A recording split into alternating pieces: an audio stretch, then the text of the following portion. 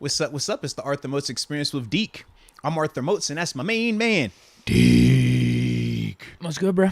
Man, we vibed out, but I must say, ahead of time, you see my shirt, right? You see the shirt? Yeah. Nice shirt? Little Tiger Woods golf shirt. Okay? Little Henley. You know what I'm saying? You can see my pants. Nice little golf pants. Nice little texture on them, right? Under Armour? No, Nike. I'm Okay. brand logo. I'm brand loyal. You know that. But my little man, he has some Under Armour. I'm just throwing it out there because of you. Those Just Under throwing it Armours out are there. good. Absolutely. But long story short, we got golf today. I got to take little man out there. Granddad's coming out there with us. You know what I'm saying? So it's going to be a little dope little vibe, man. Even planning to do a little recording because I'm getting better. I'm not nice yet, but I'm getting better. So the more confident I feel, the more I want to like show people. You know what I'm saying? So I'm having a little bit of fun with that as well, man. But I just want to throw it out there, man. 6 o'clock, man, we got to stop because little man looked at me sideways last night.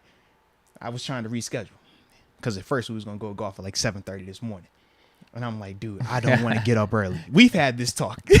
I was like, bro, I'm not trying to get up that early. And he's like, why not? And he just, chipper in his look and eyeballs. I'm like, God dang, like, bro, I ain't trying to get up. And I was about to be good. I was like, yo, look, man, we just going to do it another day. And he gave me that look. You know that look where it's like, puppy eyes.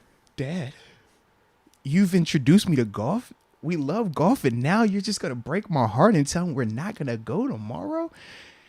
So, yeah, I fell for it. And I said, all right, we'll go after the podcast.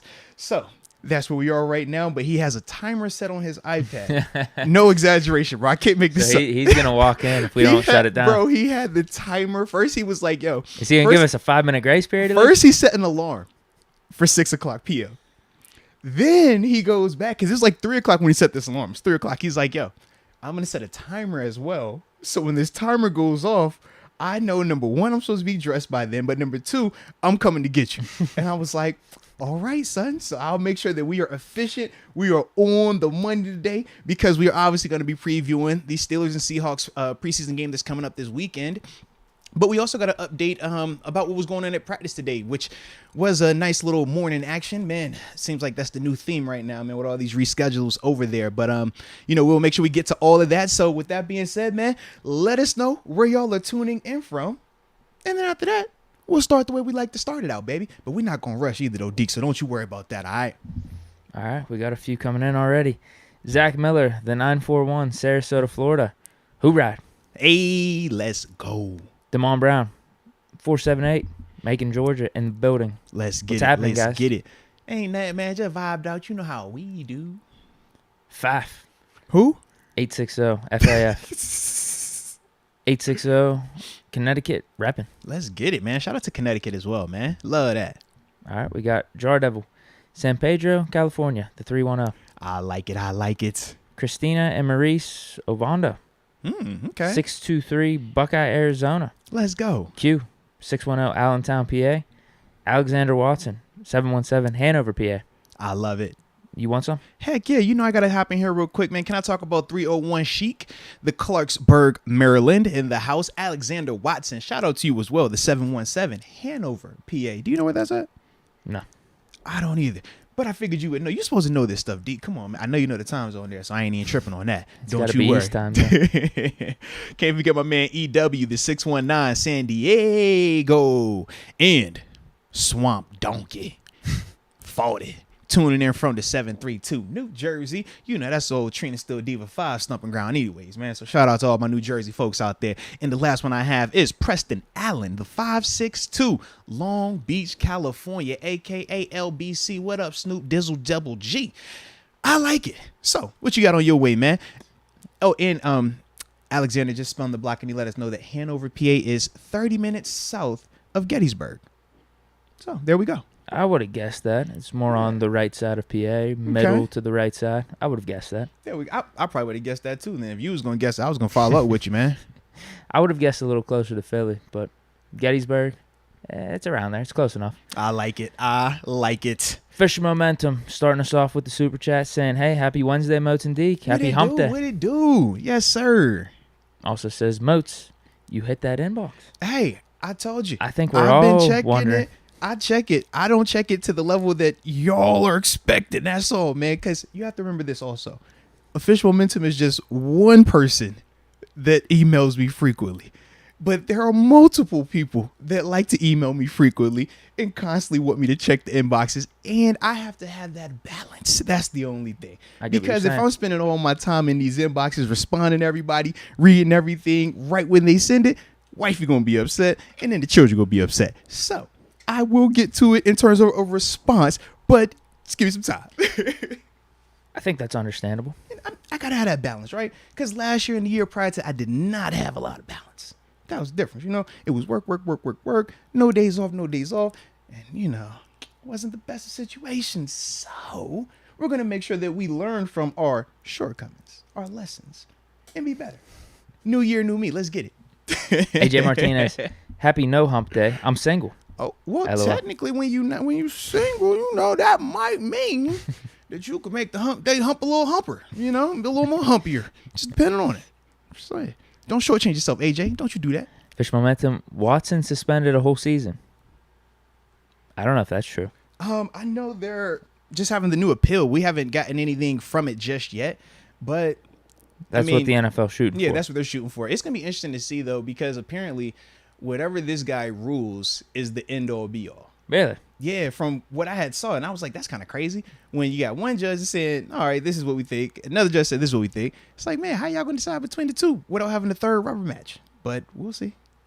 Yeah, you're right about the rubber match. You gotta assume the NFLPA is gonna sue or do something. Right? That's all I'm thinking. But we will see, because this was once again handpicked by Roger Goodell, and he had even more emphasis on this gentleman that's going to be seeing the appeal. I forgot his name, but he's another one of those federal. Someone in New Jersey. Yeah, New Jersey. Yep. So once again, when I keep thinking of Goodell just handpicking, I want this one this time, I want that one that time. It's like, all right. Hey, we're going to find out how it works out, and then we can react to it when we react to it. Fish Momentum, we may get Roquan Smith, ? What you think, baby? Does Omar Khan got it in him? Obviously, I wouldn't be opposed. Yeah. We get a top 5 inside linebacker on this squad, combine him with Miles Jack. Mm-hmm. This defense is absolutely lethal. I think it's already lethal, but, yeah. I mean, come on. Yeah, it's a no-brainer. I think we can make the cap work. There's ways it can happen. I just don't know if we want to screw up our cap flexibility for the next 2 or 3 years, because we're going to have to give him a big deal. Yeah. Probably in the $15 to $20 million range if you look at his comparable guys in the market right now. Like Darius Leonard, I think Fred Warner, they're up to like 19. Maybe he's a notch below. Should he get like 17, 18? Yeah. But that's probably what he's looking for. And if we make the trade, we'd have to give him that type of deal. Yeah. I go back and forth with it. Yeah, to me, man, I kind of look at it a couple of ways. Number one, just in the simple root of the question, would you want Roquan Smith, or should we want or have an interest in Roquan Smith? Absolutely, 100%. I mean, he is a phenomenal linebacker. He is one of those new age sideline to sideline, see ball, get ball type players. And I've said this a couple of times up here.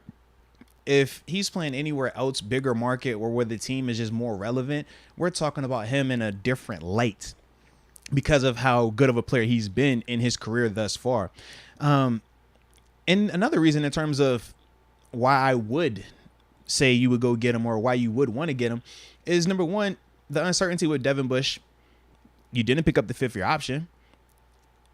Unless he goes completely insane, you're still not going to be extending him to hefty extension or contract like that. So either way, you would be looking to potentially be in the linebacker market, right? Whether we're talking you drafting a guy in the first round, or you having to go free agency and trying to bring somebody in. So if you're saying that, hey man, we want to just get ahead of this thing, we don't mind having one of these top 5 inside linebackers, over the next couple of years, even though we're going to have to pay for that, we don't mind go ahead and just doing it now while we still have some flexibility and just ultimately getting that ball rolling.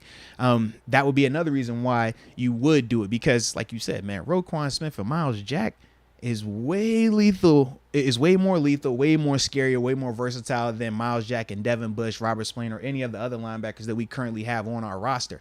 I mean, in fact, Roquan would be the Batman. It wouldn't be Miles Jack as Batman if Roquan Smith is here. Roquan is just that type of player.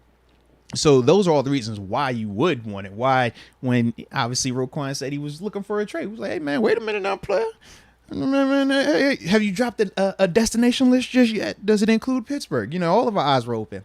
But in terms of why not, kind of what you talked about, man. You talk about the cap situation. If you don't want to tie up a lot of that money into a linebacker right now, especially when you don't know what the quarterback situation may look like from a long-term situation over the next couple of seasons, then that might be a reason why you hesitate on a Roquan. And say, paying our other young guys. Najee, another receiver, some of these young defensive backs as well. Mm-hmm. So it's like multiple things in terms of the money side, which could make you hesitant, even though Omar Khan, before he became GM, he'd been moving numbers. This is his game. So in terms of it fitting, he could make it fit without a shadow of a doubt. The question is, though, do you want to potentially deal with the ramifications of that? We might have to sacrifice Alex Highsmith. Absolutely. And we might not be able to sign him to a long-term deal. That's the concept. That's some of the stuff that could make you hesitate. And I'm sure people will play that game of Roquan Smith versus Alex Highsmith, or Roquan Smith versus a Claypool in 2 years, right? Things like that, we could play that game, but that's kind of, the negative side of going out there and getting a Roquan. But either way, trust me, I'm going to be the first one over here going crazy if Roquan Smith put on a Pittsburgh Steelers jersey in 2022. I'm just throwing it out there now. I love my linebackers. He would be the one, you know what I mean? But I'm not going to get my hopes up too high just yet, because I do know we still have, like you talked about, Chase Claypool coming up in terms of money. Alex Highsmith coming up. Potentially Cam Sutton, depending on what he does this year, could be in line for an extension. So we still have some moving pieces that, we're going to have to look into. And I forgot even about Terrell Edmonds, depending on what he does this year, because this is a contract year for him as well. Yeah, true. Yeah. Now, the other reason why I think you could sit tight, or it wouldn't be the worst thing if we don't trade for him, is if you actually think Devin Bush is going to play good. Mm-hmm. Because even if he doesn't play to the extreme level of being an all-pro or a Pro Bowler, if he plays good enough to where we can give him a second contract, that's still good for team building, I think. You can't pay everyone on your roster top dollar. So if Devin Bush is just a solid inside linebacker and we have Miles Jack as the one, that's not terrible. Because then that still leaves you room to pay for someone like a Claypool, Highsmith, or anyone else. So I could go either way with it. If the trade happens, I'm with you. I think we're both pumped. No question, man. And Roquan's just an exciting player. He would totally fit this Pittsburgh defense and what we love to see here as well, man. Yeah, I think the expectations would go from top 5 defense to bare minimum 2. Yes, absolutely. We'd have to be the second best defense. We would have, and we would be in the conversation for legit having the best inside linebacker tandem as well. Oh, when you talk about Roquan Smith and Miles Jack, that would be in the conversation. That's what I'm trying to tell you. I guess Tampa Bay. That's really it. That would be special. So, yeah, man. And I'll throw Dallas in there as well, because Dallas got some dudes, man, in terms of with obviously Parsons, and then you throw in whether it's Leighton Vander Esch was it Deion Jones? I want to say no. Was it Deion they picked up this offseason? No. It was someone else they picked up this offseason as well. Another impressive linebacker down there. So just one of them things, man. It's just I like it though, man. I like it a lot for us. If that were the case. Let's see what Omar's doing. We'll see, man. It's the weird part, because we just got done talking highly about Spillane and Bush the last podcast. I mean, Spillane more than Bush a little bit, but Bush. And we'll talk about them as well today. Bush has still been doing halfway decent, but then this whole thing came about. It's all right, I'm willing to throw that to the wayside, because there's still uncertainty with those guys. A lot of uncertainty with those guys. Yeah, absolutely. No matter what we're hearing good in training camp, it's all right, are they going to do it during the season, though? We know Roquan Smith will do it during the season. He's proven, Alexander Watson, and plus with having Flores as a coach, too. I've been saying the same thing about Miles Jack. Being in the Steelers organization and this system should only benefit him. And I think they'd be the same way with Roquan Smith. Absolutely. If he was a top 5 linebacker there, could he be the best in the league with the Steelers? Nah. AJ Martinez. Well, I said Alexander Watson. He gave us some support. Showing us a little love. Salute you. We appreciate you from the heart, baby. Yes, indeed. Thank you. And AJ Martinez saying the OM putting in work official early. Momentum, absolutely, man. You know official momentum. The one thing he gonna do is pull up, and we always appreciate when you pull up. Let's get it. He ain't sleeping. Let's get it. Also, this is official momentum. He goes on a little run here, 4 comments in a row. Says our quarterbacks are lighting it up. Can't wait till Saturday. Johnson sued for no-show at a kids camp. You remember when he was supposed to have that youth football camp up here? That's what they suing him for, because he didn't pull up. What youth football camp? So when he was doing the whole, this is before training I saw camp the headlines. started. Should I know about this beforehand? I never heard about it. No. So this was right when minicamp ended. Obviously, no. This was right when minicamp started. No, OTA started, because remember, he was supposed to be here for like OTA 1 or whatever, and he wasn't there, and that's when everybody was like losing their mind. But he had came into town, or he was supposed to come into town that weekend, because it was supposed to be his youth football camp. This is an old thing. Yeah. Okay, it did happen. Now I know what you're talking about. Yeah. So when he didn't show up there and then didn't show up to that practice, that's when everybody started to talk about it more. So now, I mean, good timing on, I guess, the lawsuit people. Wait till he signs the new deal, then go for the sue. And I get it. But once again, this is what we talk about, though, as professional athletes. You deal with this type of stuff anytime. Like, you do anything to anyone, or they feel ruffled about anything, you go into court, bro. So, Deontay, yeah, save a little bit of that money for the lawyers, man. They'll get you out. Did this just happen? No, this could be old, bro. I don't know. Oh, okay. Yeah, it's just like YouTube playing right now. Yeah, I would say, chill out. Yeah. I just looked at the screen, told me, don't do that. Don't do that. Okay, that might have been from last week. That could easily be old, bro. Yeah, I feel like I'm on Deontay's side on this. He tweeted out, there's two sides to every story. Always. I believe it. I think you're right. Not a coincidence. All of a sudden this happened. He signed a nice little deal. But, I mean... we talk about him being compared to AB. Is that what he's going for?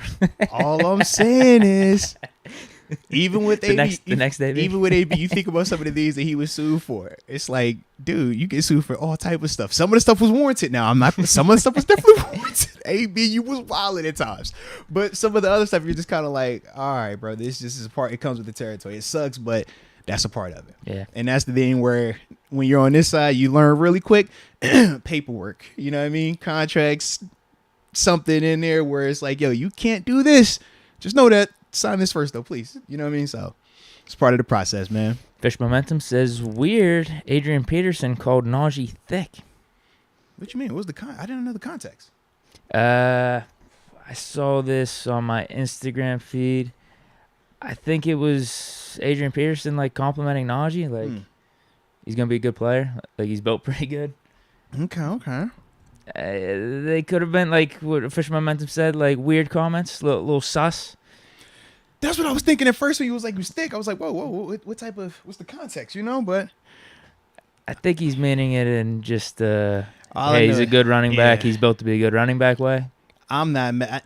Listen, some of y'all can play and joke around with Adrian Peterson. I don't play and joke around with Adrian Peterson. All right. So, yeah, I'm leaving that one alone. Yeah.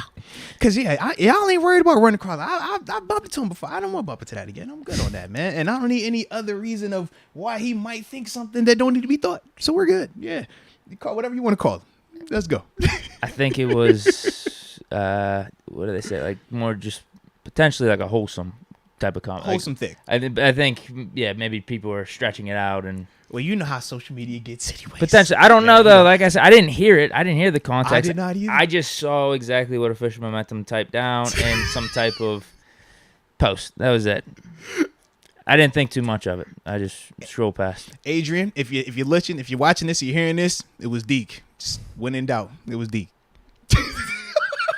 Fish Momentum also says What's Benny up with you and these Snell. running backs, bro? These man, all right, you keep playing with these running backs. They're gonna find you one of these days, bro.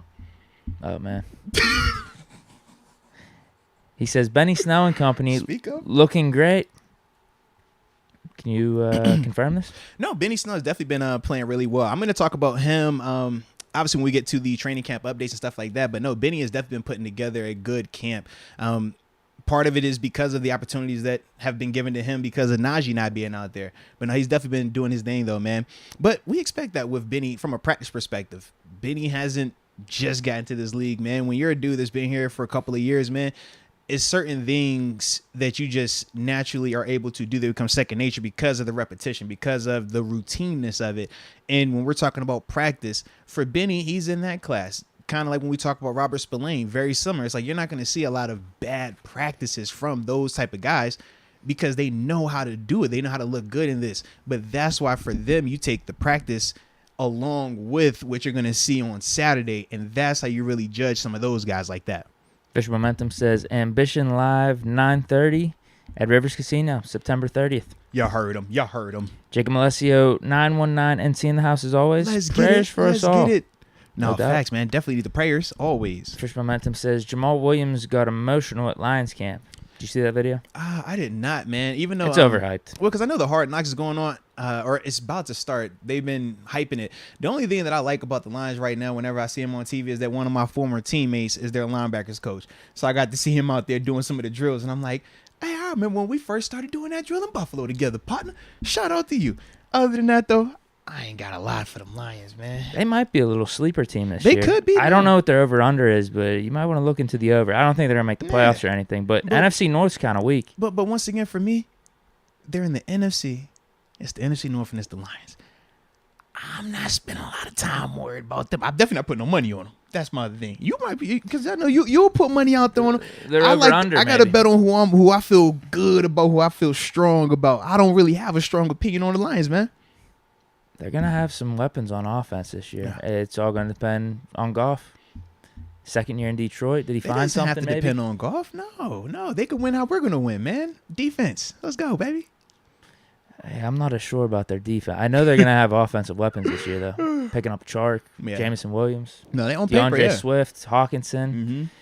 But Jamison, they say, I think he's still supposed to be late to the start, though. Oh, yeah. Yeah, because he's still out. Mm-hmm. He took Stafford's number. Went number 9. Oh. Okay. Is that disrespectful? I mean, how do you feel if you're a Lions fan? But Stafford, what is your view of Stafford as a Lion, though? His stock is greatly up because he won a Super Bowl, even though it wasn't with the Lions. Exactly. So it's like you feel a lot better about him. It's a weird situation. Like, you ain't really do that in Detroit. You were available in Detroit. We talk about your toughness in Detroit, but it wasn't big winning in Detroit. So I don't know. Does he have a playoff win in Detroit? I don't think he does. I think they made the playoffs a few times. No, but I don't think they did. Yeah, I don't think they have a win. Yeah, I think they lost first round every time. Right. So that's my only thing. I'm just like, the Super Bowl helped them, bro. It definitely did. It helped them a ton. It definitely did. Fish Momentum says Denzel Ward trolled Jamar Chase. # the pivot. Okay. I didn't see that one. I did not either. But Denzel, you better be careful, man. You see that boy twice a year now. Fish Momentum says, Deke Moats, you all invited to a family cookout. Thank you. Let's go. Shout out to that. You pull up with the White Claws too, man. Sure. You better. Come on, man. Sure. Need them. Jacob Alessio says, I've now watched all Moats and Deke episodes, old and new.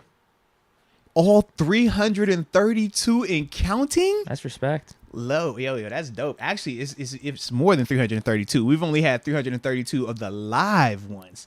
We probably got, another, I don't even know how many. 5 or 6 maybe.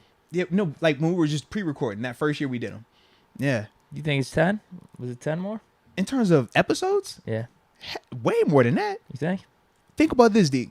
We weren't live our first year and a half. Live. That's why I'm like, what are you? Yeah, are you hearing me, bro? Yeah. I thought you meant the ones that we didn't have up on YouTube yet. No, we've only had 332 live shows. We got a whole year and a half of just like the non-live, just pre-recorded, uploading the old school way. Right. Yeah, man. But no, salute you for that though, man. We appreciate the heck out you, man. I wonder if he can confirm my takes have been getting better with age. I hope so. He said the further away from like the Ben era, the better your takes are gonna get. I think it's the opposite. Oh no, man! You gave us was it a 15-1, a Super Bowl MVP, a regular season MVP? You were getting a lot of that. I stand by all this, and that's cool. I just don't think you're gonna have those strong of takes now. I think you're gonna have a little bit more of like a. I think he could be really good, but not. I think he's the best quarterback in the league because he's my favorite quarterback. I think it's gonna be a little bit different. That's all. Just taking a chance. I don't know 100%, but just hopefully slightly. You never know. I stand by all those takes. There was hijacking involved. There was injuries involved as to why they didn't happen. Like, there's good reasoning for those takes. He came back with the iRobot arm. You even said it last episode. I know. It let him down. Well, I think it was more our offensive line. Finkner, Canada. We paid one of our offensive linemen from them. We got 4 of those guys coming back. Offensive lineman? Think about it. No. Dotson's coming back or Kendrick Green. One of them 2 are the starters. You got Chooks, you paid him big money, you got Dan Moore. Couldn't have been that bad. That's all I'm saying, man. Well, there is something to development. That was. Oh no, he wouldn't. You know. Hey, come on. You know how you have like. Nope. I don't know anything about Rookie Jordan year. I don't know anything Rookie Jordan wasn't the same as. I don't know anything you're talking Jordan about. In the league. I don't know anything you're talking you know about. What I mean? Nope. Same people. It's like when they say LeBron played with all these Hall of Famers in LA. He had Carmelo. He had Russell Westbrook. I'm like, bro, y'all got to stop this. So if that context doesn't matter, this context doesn't matter. You're talking to the wrong guy because I'm not buying into any of that. I know you're not, but it's going with my argument. And this is what you taught me. You said you pull whatever stat or whatever quote you need for your argument. So I'm just right here. That was it. Boom. It's done. Best take, probably top 3, was before the Green Bay Packers game. I was calling out all the Aaron Rodgers fans and people that wanted Rodgers in Pittsburgh. That was my best take. That one lives forever. That rant was epic that day. That one lives forever. I would never forget that one. That was epic. Yes. Did you watch his interview about his ayahuasca and tripping on psychedelics and stuff? No, I have It's actually pretty good. No, I have not. I enjoyed it. Yet. I'm gonna have to check him out though, man. I had like 2.5 hours on my trip up to Cleveland whenever I went up last weekend. I listened to it. It was pretty good. No, that's dope, man. Yeah, he was just real about it. Like, there's some things that are just like far. You're like, all right, bro. Yeah. But at the same time, he was just kind of straight up with all these experiences. Well, I mean, if that's his journey, man, hey, shout out to him, man. It doesn't matter how you find it, just find it, right? He won those back-to-back MVPs after he did it. I think it was the offseason before 2020. Yeah, I just remember, what was it? And they kept saying when he had all the butter, right? No, that was this offseason. He was talking about the butter diet he ate and stuff like that. So, yeah. Yeah. They said in the podcast that, hey, you do this stuff, like you're just going to get better at what you actually do. They said it unlocks something for you. You trying Apparently Steve Jobs did it before. Are you trying it? I don't need it. No, I'm good. All right, cool. I mean, they're talking about like alien lasers and stuff flying out of the skies. Bro, I'm cool on all that. Yeah, man. I'm good. Yeah. If I want to see alien lasers, I got something right in the back, man, that'll get me right where I need to be. I'll be up there with the lasers, flashing them. We'll be all right. Preston Allen, can y'all drop y'all predicted 53-man roster? They want this. They want this topic. You're gonna get that, but how we gonna drop a predicted 53-man roster? We ain't even seen a game yet. Can we see a game? That's what I'm saying. Can we see one game? Just one. That's like flying blind right there, baby.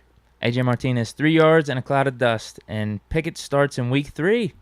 8 is the future, but we're gonna want to call 7. Let's go 22. Let's go defense. All right. How's this working? He's saying Pickett starting week 3, but at some point we're going to want to call 7. So he's saying all our quarterbacks going to be that bad that we're going to need 7 off the couch. That's what it sounds like, man. Honestly, though, that's not going to surprise me either. But we'll talk about that. We'll get to it.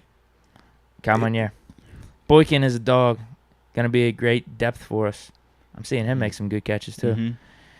Oh, this is a good one. No, it is not. I've had this asked me multiple times. Now, really? You know how hard this is to answer this question, bro? I hate this question. It's not. I'm not taking that at you, DeAndre. I'm just, because I don't like when there's certain people that I can't like just lock in. Oh, he's this player. It makes me upset at times. So I was just venting. That wasn't directed at you. Just throwing that out there. But continue with this question that makes me upset. He's wondering, what is George Pickens' NFL receiver comparison? Yeah. The reason why I hate it is because there isn't one particular guy that I have seen that I could just say he reminds me of. I think that he has traits from like multiple guys. Like, I love the size that he plays with. It reminds me of like an AJ Green. But at the same time, I think he basically has the same frame as AJ Green. But I think to me, he's still a little bit more chiseled. He's more of a, I don't want to say more physical, but to me, he has a little bit more of that to his game. Whereas with AJ, it was more of like that. He would just seem like springy. You know what I mean? Like, he could go up. He obviously had the long stride, but it just felt different watching him. And with George, I think that George still has better routes right now, too. I like the way he gets in and out of his breaks. But the thing that stands out to me the most is, and I don't want to say this either because this is another one of them names. It's the hands part, the AB part of it, in terms of being able to pick the ball out the air. To me, that's what separates him. That's what is one of his best characteristics. When that ball is in his vicinity, he's going to get it. He had a play in practice today that I'll talk about where you just see this dude and you're just like, wow, like, this is crazy. This is freaky.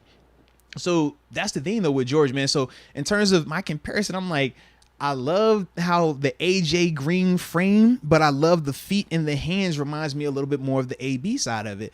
But once again, when you're talking about NFL comparisons, I don't want to say either one of them names to him just yet because we got to see what he can grow into. Those are big expectations when you start throwing those type of names up there or on him.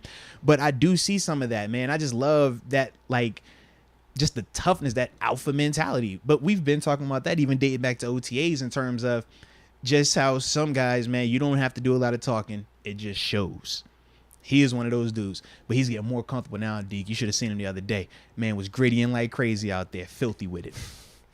Heard him talking some shit to Minka too. Bro, he ain't the only one. He ain't the only one that was talking. Minka wasn't the only one he was talking smack to. He didn't. He got a highlight reel, but we're gonna talk about that. Trust me. As soon as we get through these, we going right into that, and then we'll get into that game, man. Because it's a lot to digest in terms of what's been happening these past couple of practices. If anything, trying to compare any receiver to Pickens is disrespectful to Pickens. Oh, okay. Give me a break. Okay, all right. Pickens is Pickens. Okay, here we go now. Fish momentum. Prayers to everyone and Moats and Deke's family. Thank you. Facts, man. I appreciate that, man. And absolutely praying for you too, man. And your recovery. Let's go. Whoa. Fish momentum. He's been dropping some interesting news today, and he continues and says, Frank Gore dragged a nude woman across the hotel. All right. I am unaware of that situation. Deke, you're the social media guy, man. You. I've not seen this story. I am unaware of all this, man.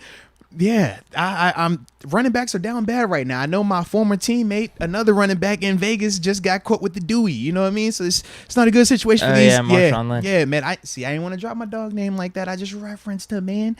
Chill, man. I don't know what's going on with me, these running backs, man.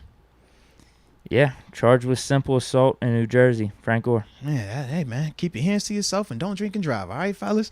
Please. Sheesh. AJ Martinez, the Diggler is getting better, per the ladies. Ooh, that's what you spicing. So they're not talking about my football takes. That's what you spicing it up. They're talking about my off-the-field game. Then. Okay. Let's go. I'm not going to confirm or deny. I mean, a gentleman never tells. Come on now. Damon Brown, what's happening, fellas? If you get a chance, check out Off-Season Productions on YouTube. Oh, yeah. Off-Season Productions. They legit. Mm-hmm. Cam Sutton requests a rematch with Pickens and got smoked. Is this the smoke you were talking about? That's what I was one of them. This was some of the back and forth. Mm-hmm. I'm just ready to see this dude in the game. Yeah. I think everyone's with you. No, without a doubt. We'll definitely talk about that. But no, salute All-Season Productions too, man. They do a good job with some of that, some of those like clips like that, man. Without a doubt. Fish momentum. Bengals got a new stadium name. Copycats. I did have somebody tell me that. I forgot what the name was. But I saw some headline. Everybody's getting that money, man. It's all about the money now. Well, there's that. Yeah. I saw a headline that they got the stadium name just so they could keep Burrow. There's no way the stadium name was going to be.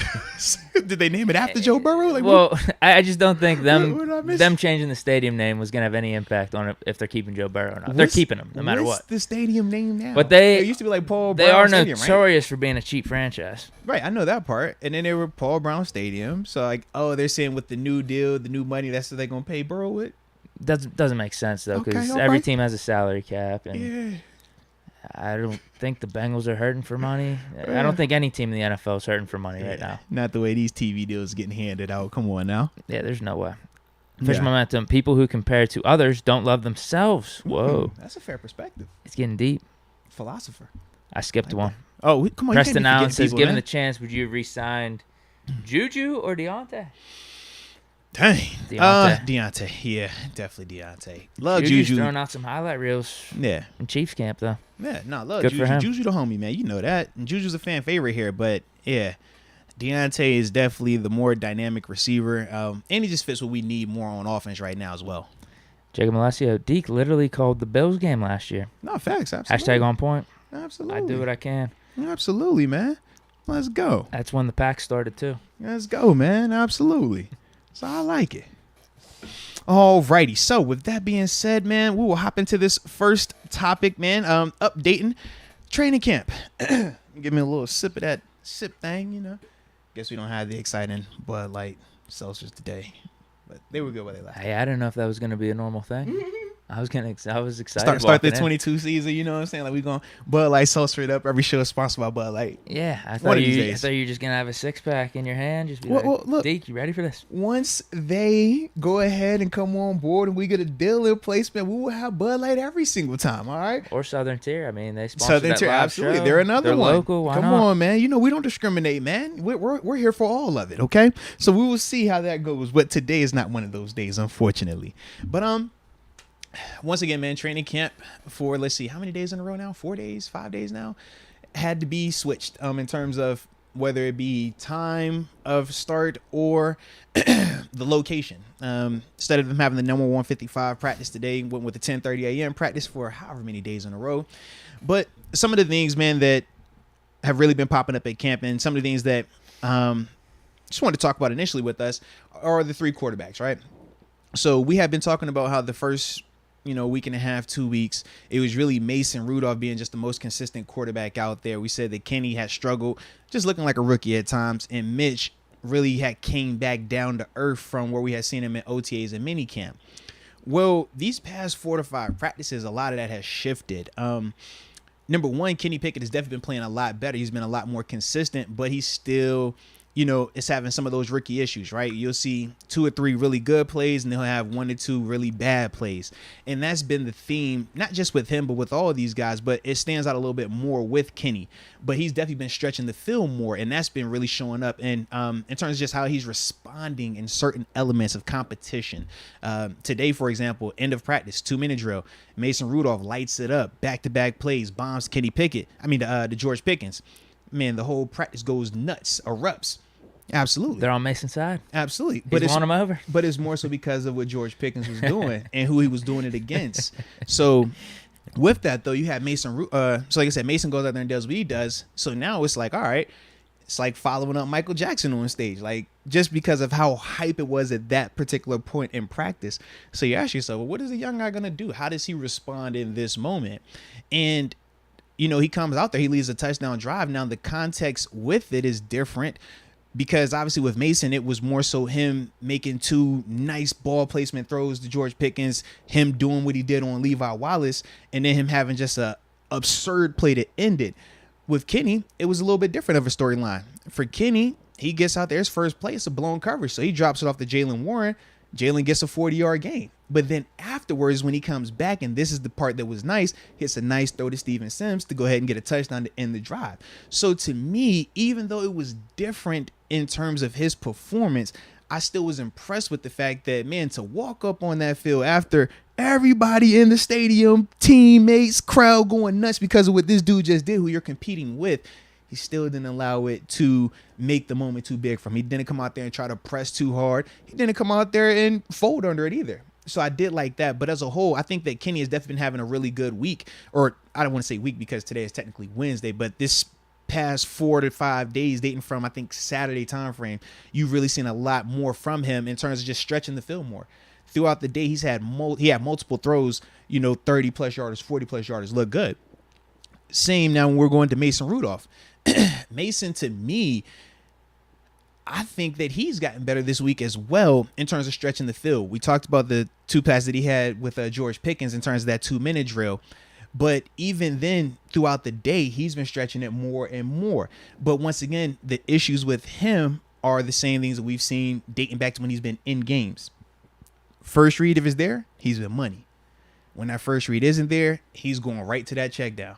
He's not weighing. He's not going through his progressions. And that's part of the issue with him of lately. He's still not turning it over. He's doing a good job in terms of protecting it. No picks, right? Right.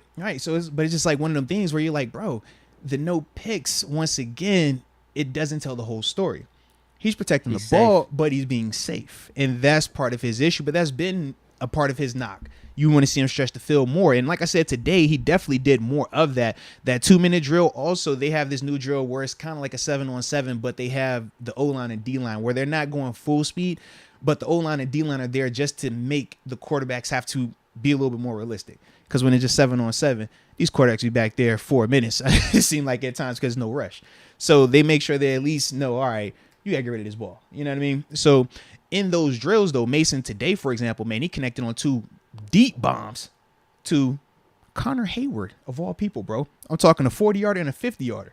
Yeah, filthy with it, like craziness. And Connor, man, he had contested. The second one was diving catch, completed to the ground. That was the touchdown. Insane.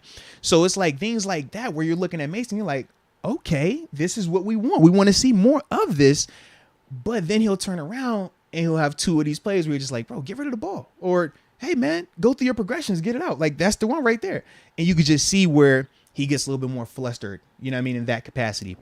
So that's been the knock on him. Even though he's not turning it over, it's not always a good thing because we still want him to just take some shots, more of them. Now, like I said, he's been opening up a little bit more, but he has to do it more consistently.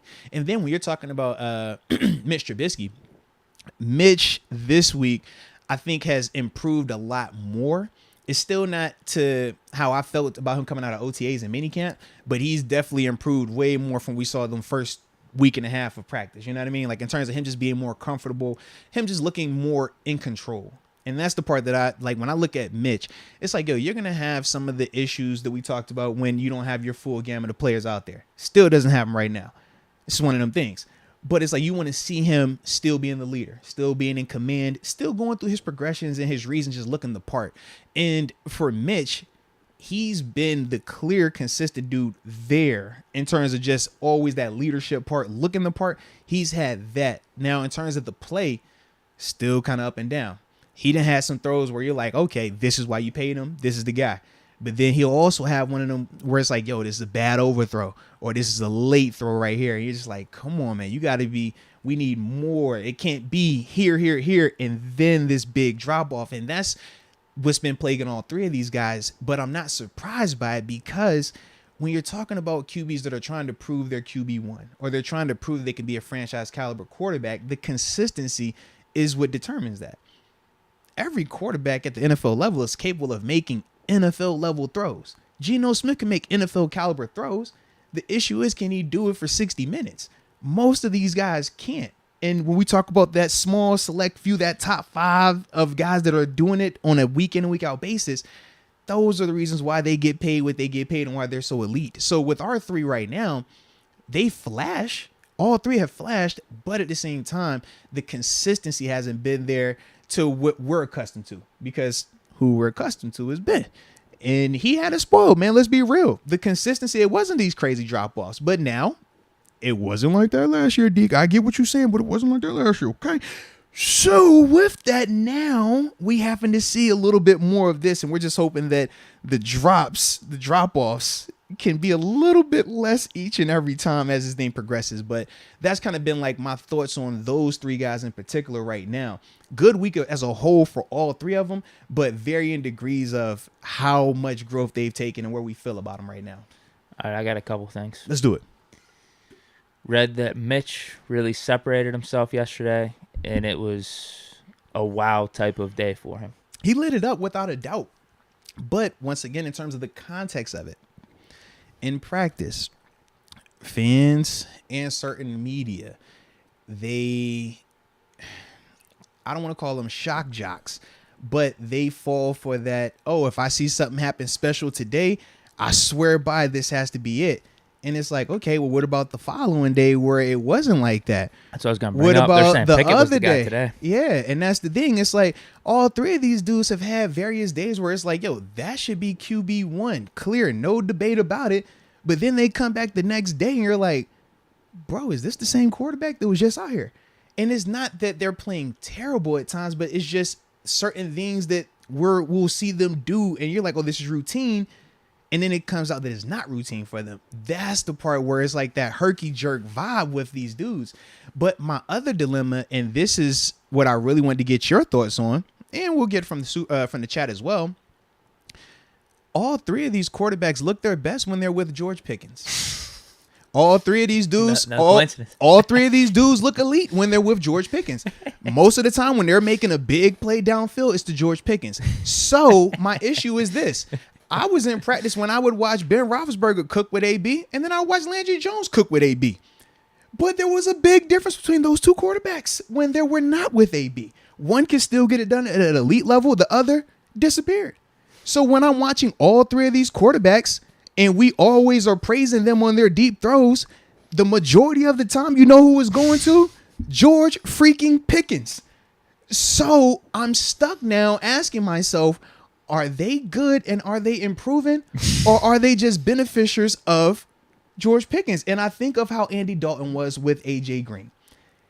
Andy Dalton, Pro Bowler, good quarterback. At times, you might even think he was elite when he's throwing it to A.J. Green. When A.J. Green wasn't available to him, we all looked and was like, it's not quite the same. That's the part for me where I'm getting nervous about. And that's the part where I wanted to just simply ask you, is that something that we should be looking into potentially? Is this the George Pickens just carrying along all 3 of these dudes? Because when they're not throwing to George, it doesn't look like that. They could put it over here to George, he's going to get it. They could put it over here, he's going to get it. They put it over here, he's going to get it. DB right here, big, tall, doesn't matter. He's going to get it. He had one play where I thought Minkah would have took his head off, but he might would have held on to it. That was yesterday.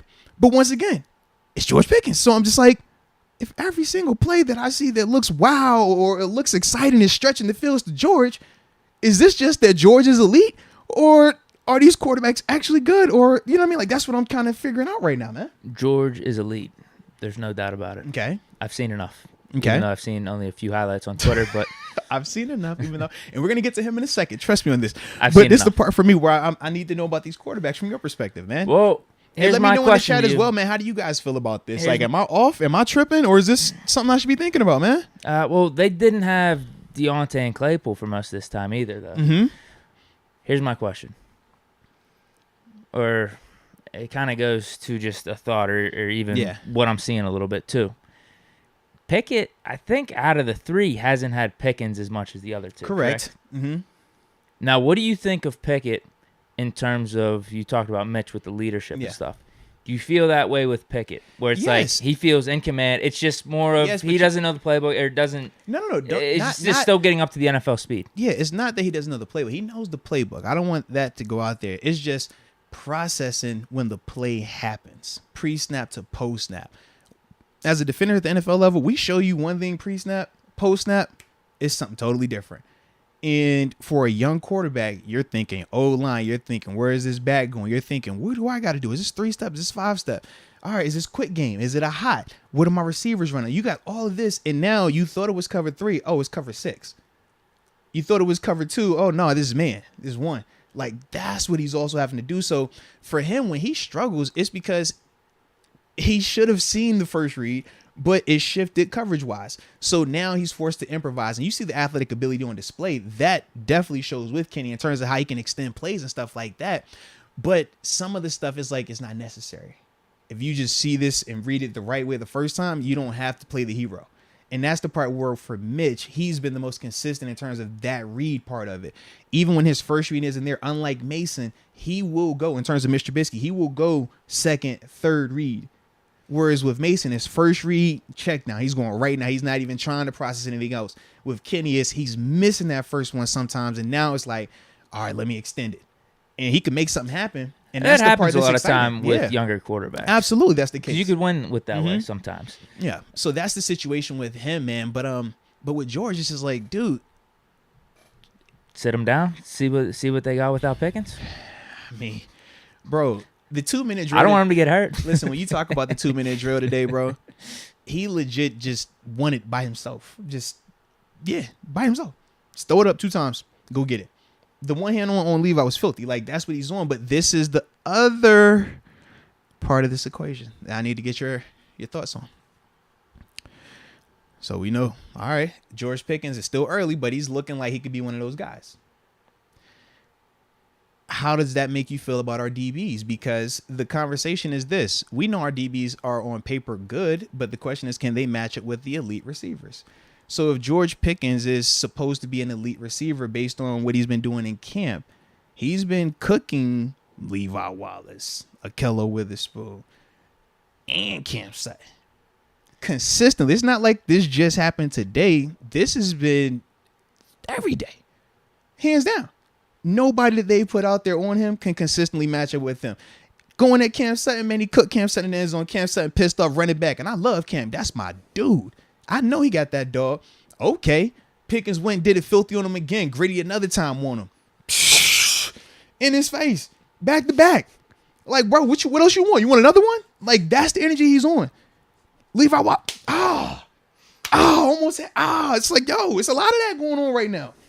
So I'm asking myself, all right, are these DBs as elite as we think they are? Or do we think that they could be that? Or is this Pierre Allen 2.0? Because nope, don't shake your head. Pierre Allen looked just like this all the OTAs and training camp a year ago. And when he had to face an elite receiver, Jamar Chase, Jamar was cooking him. Well, Cam Sutton, Levi Wallace, Keller Witherspoon, they look good against everybody else. They've been fine. They've been making plays. But whenever it's time for them to match up with this dude right here, that's been the reoccurring thing, man. I think it's more about Pickens. It's a double-edged sword. That's all I'm saying. We can't just talk Pickens. Is that good? Is he already the GOAT? All I'm saying is, what does that mean for our DBs, though? I don't think there's anything you could tell me right now that's going to change my mind on how I feel about this team going into the season. That's fine. But what does that mean for our DBs, though? Because if our DBs are struggling like this with him, I'm just thinking of in our division who we face at wide receiver, who we face in the AFC at wide receiver in terms of the higher end talented guys. All the teams that we're going to be talking about as beating down the stretch, they got these guys. So that was the part for me where I was just like, man. They getting help at all? Or is it more for the offense's favor? Like, hey, we're just going one-on-one. 11 on 11. I'm not talking like. So we're not. Are we having safety help on these guys too? I'm like talking. He's just I'm talking torching everyone. Specific 11 on 11. You heard the Minka element, right? That's 11 on 11 at times. That's all. So once again, I don't bring it up just to bring it up. I'm bringing it up because I'm asking, like, legit, does that change your context of how we think about our DBs right now? Because there hasn't been one bad day from George Pickens. I think it's just more about Pickens. But okay, I get the sentiment. I just don't think my mind's going to be changed till I see it in the regular season. Because last time I saw Kello, he looked pretty damn good in the regular season. Levi Wallace has looked pretty good for the Bills. So until I see it in the regular season, I feel pretty good about our corners. Okay. But I think you bring up fair. I mean, you're the one out there. That's my only thing. I'm just like, we haven't seen I haven't seen anybody in our secondary in terms of a DB look like they have an answer for George. That's my only thing. That's good for our offense. That's good for Pickens. Yeah. As long as one of these quarterbacks can get him the ball, because who's going to be an answer for Pickens then? That's the other part. I mean, there are some better corners out in the league, but still, I mean, Pickens is only one guy. Then we also have Deontay and Claypool and Fryer. I'm with you on that, man. This offense could be good. I'm with you on that, man. We will see, man. We will definitely see. But the other thing in terms of, and this is all context, I'm not full on panicky about our DBs because we also know we have a pass rush to help us out. My only thing in terms of when I think of the way our team is constructed, the way our defense is constructed specifically, it just reminds me of that New York Giants team that beat the Patriots for the Super Bowl, right? When that D-line was on point with Strahan, Osi Umenyiora, Justin Tuck and stuff like that, when all those guys, J.C. Pierre-Paul, when they were on their game, that secondary looked good. Those linebackers looked good. As a whole, their team was tough to beat, which is why they won the Super Bowl. But you also remember that team was not undefeated because when that defensive line was, whether it was banged up or they just didn't have one of those games that we knew that they could play up to, that's when their team would get exposed. Now, to me, I think we're still good because TJ and Cam definitely are guys that we can hang our hat on and bank on them. The rushing's been a little lighter too in camp, right? Because I've seen dudes roll by and okay, they could hit the quarterback, but they let the play go on a little bit. That's all of that context is it, and I'm speaking on specific plays, like because of that context. A lot of people don't relate to that. They just assume, that would have been a touchdown. I was like, no, that's a sack. Don't even waste your time talking about that play right there. That's kind of how I look at it. But going back to the situation, though, it's like with our D-line, they just have to show up. As long as they show up every single game the way that they're capable of, we'll be fine. You don't have to have elite corners with the front that we have. But our front has to, number one, stay healthy, and they got to just show up week in and week out. As long as they do that, I think we're fine with those guys because you're not going to have all that time. Mm-hmm. They're going to be chased. You know what I mean? It's going to be some of that going on. But they can't, I don't feel like personally right now that they can have a game where they're just okay. Like, I think that this D-line is going to have to show up and be that elite unit week in and week out for us to be what we want us to be this year. Fair. Yeah. Who has looked the best against Pickens, if you had to say? It's got to be a Kello, right? That's like saying who looks the best against Antonio Brown. It was like, no one? He's cooking them all? I think it's time for us to sit Pickens. I don't want to see him in preseason at this point. I know people are excited to see him. I kind of am too. I want to unleash him week one. I don't want people to start the hype train after seeing some highlights because there's going to be a highlight or two in this first preseason game. No, but this is the thing, though. I want it down a little bit. I want to surprise everyone. No, part of me says you sit him, but the other part says this. I need to know if he is that good or if our corners are not who we think they are. Because we haven't seen him against outside competition. We've seen him against our three in-house corners. Now, granted, he's matched up against some of the other guys, but in terms of our top three guys that we view as starters, we know that even with those three guys, they're still in that stage of their career where they're trying to prove that they can definitively be cornerback one or cornerback two. You know what I mean? So we're still learning about them. So that's the part for me with George where I'm like, as much as I would, and I want to think like how you think in the sense of, yo, I mean, it's not going to happen. Down, it's just like, man, I don't know without a shadow of a doubt that these three are who I think they are anyways. So that's the part where I'm like, I still need to see George. I need to see it. And I don't even know in terms of Seattle, if we're going to get the matchups. Yeah, I was like, I don't feel like they have it. Yeah. So that's the thing where I'm like, we'll see him against other NFL players, but I'm not going to get to see him until probably week 1. Good. Yeah, it's going to be probably week 1 where you're looking at him against the Eli Apple or something. Like, all right, but is Eli Apple compared to Akello and Levi and Cam Sutton? To me, they're still in that same ballpark. So we'll see. Pickens is that guy, though. Yeah. But in terms of who looks better, like, yeah, I like Cam Sutton because he competes against him. If that makes it any better. But it's like, okay, cool. You the guy that keeps getting beat. All right. I mean, I'm happy that you are eager to go out there and you'll have your plays where you look good. But as a whole, it's one of them things where.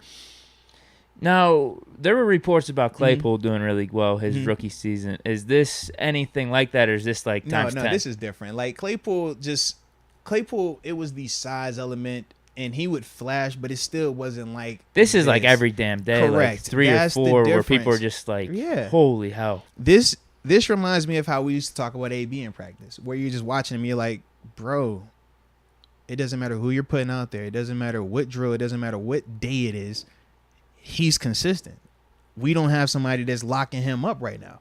We don't have somebody that's winning their fair share of them right now. Not saying that our DBs aren't capable, because they have shown at times. But when you're talking about if we're doing the best out of 10, it's not a 60-40. It's not a 50-50. It's not that. You know what I mean? So it's like, yeah, you fought hard, but you still got the black eye, busted nose, and your mouth leaking. Like, that's what it looks like right now. So, yeah, we'll see, though, man. Saturday's going to be big, though, man. We got to get Pickett more reps with picking. Yeah. That's what I'm thinking. Make it fair. Get your guy out Trubisky, there. Trubisky, yeah, him and Mason, they're benefiting from all these reps with Pickens. Trust me, though, man. They're doing right by your guy. That's all I'm going to say, man. They're doing right by him. You don't want him in the Mitch role right now. Oh, I was going to bring that up because you talked about the whole quarterback battle. Yeah. Locked in. I mean, if you had to bet money, locked in Mitch QB1 week 1. If I had to bet money today, I would say him. Yeah. Just because what are the odds, you think? 60-40 Mitch, 70-30 Mitch? Well, I say 70-30 right now, but that could easily change with the games. And that's the thing and we'll obviously get to that when we get out here. When we get to the game preview, we'll talk about that. But that to me is like the big difference right now. We just know with Mitch, he has the consistency element. He just looks in practice, especially these past couple of practices, he looks like he's gotten more settled and more comfortable, even though he still doesn't have his full gamut of players. He just is settling in more. But I just need to see him, man, in terms of when these preseason games, if he plays 2 of them, if he plays 3 of them, we'll find that out later on.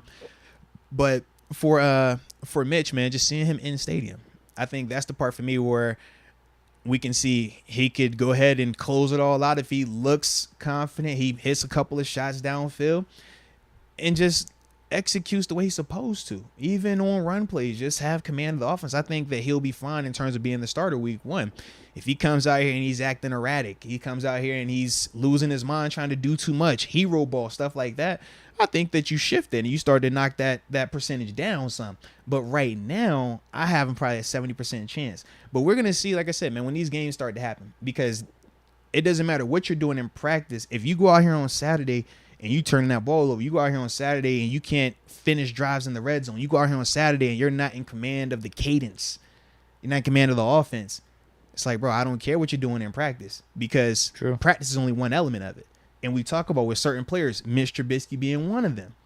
Veterans know how to practice. Dude, I haven't played football in 4 years. I could go out there and get a practice done at a high level, because practice is practice. It's like figuring out how to take a test in school. Once you know how to do it, you know it. Maybe you don't know the actual information. You just know how to take the test good, like the SATs. Bro, I know how to practice.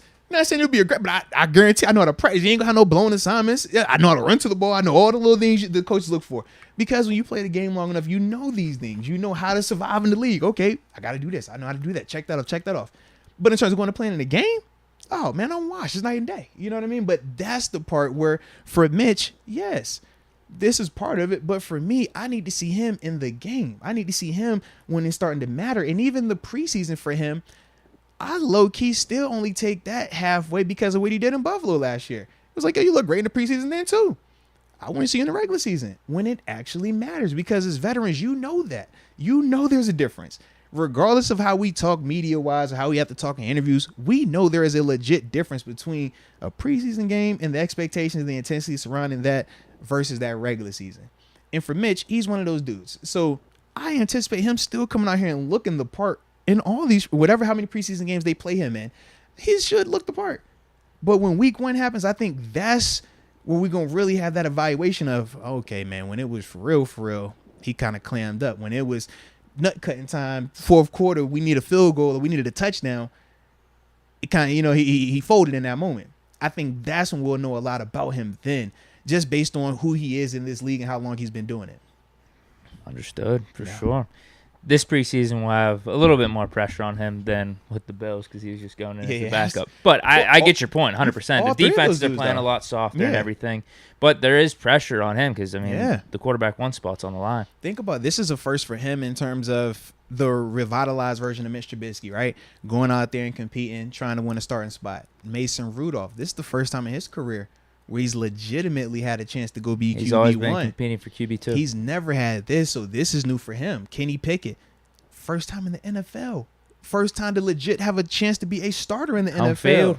Come on now. First time at Acrisure Stadium. So when you're talking about those 3 guys, all 3 of them got a lot on their plate, a lot that's at stake for these preseason games, man. And that's what makes it so exciting for us, though. It is going to be exciting. Now, that 30%, how much is Pickett's pie on that? Oh my gosh! Give him 5, give him 10, maybe. No. I'll give him. I just wish I wish I could see him before I have to say this. Not 0. No. I want to say 10. Oh. But my problem is I still want to see him in a preseason game, and I know how Coach Simon works. He's not going. I don't think he's going to put him out there with the. With the nice group in the first half. There's no way. He's probably playing the fourth quarter. I think he's in the fourth quarter, and I'm just like, oh, man, I just know. He's getting the Dobbs treatment. Yeah, bro. We know how that fourth quarter look at times, bro. You know what that O-line looks at times in that fourth quarter. It gets a little janky. You got to guess that's all. His reps increasing or maybe getting with the second or first team in the preseason games is probably way more predicated on Trubisky and Mason just crapping the bed. Exactly. As opposed to what he does. So that's why for me it's like, I would love to put his percentage higher, but until I see what he looks like and these other guys look like in an actual game, it's hard to put him any higher than that because I know Mitch is going to get the best opportunity starting out.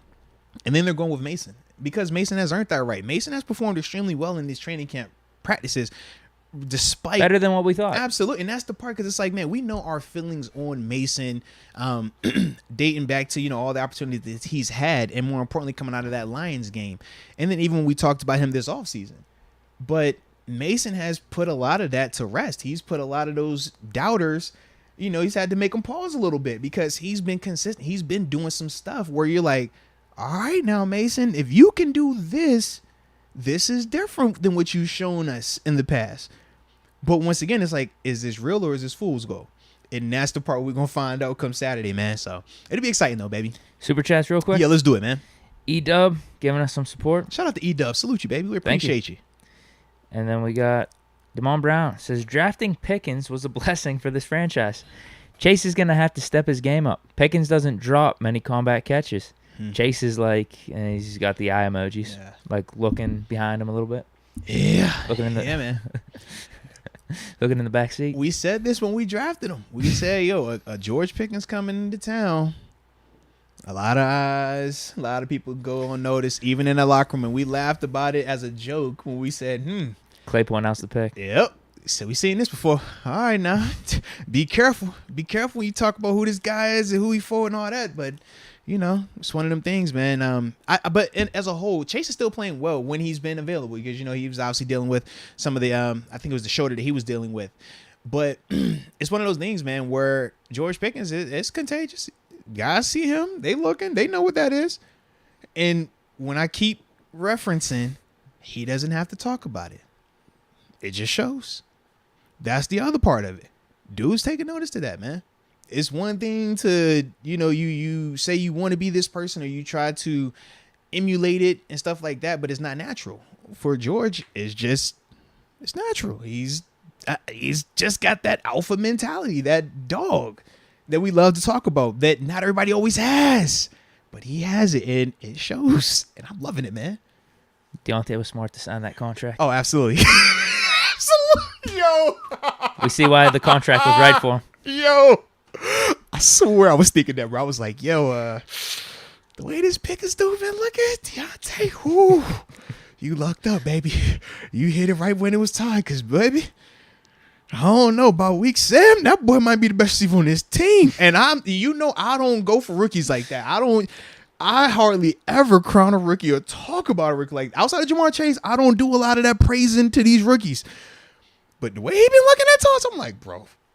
Speaking of Jamar Chase, it finna be wide receiver 1 this year. God dang. Fish Momentum says who will be better, Pickens or Jamar? All right, now we ain't doing that. I'm a Jamar Chase dude. I've been telling y'all that, man. So I'm rolling with Jamar.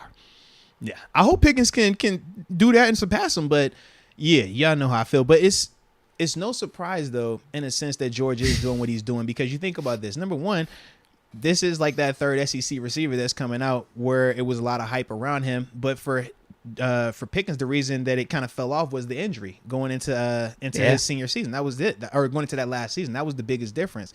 The way that people talked about Justin Jefferson, the way that I was telling y'all about Jamar Chase, people were talking about George Pickens the same way before he got hurt. He was supposed to be that next great SEC wide receiver. He just got hurt. And no one thought that he was actually going to be able to play. He comes back, obviously has the nice catch in the championship game. But as a whole, he only played, 5 games last year? So it was a smaller sample size. But we still took him in the second round. Think about that. 5 games coming off of an injury, and we took him. So we already knew what it was. We just had to take a chance on him. No different than how the Lions are taking a chance on the Jameson Williams. So we all, in terms of George Pickens, prior to the injury, plenty of people knew who he was and how good he was, or how good he could be.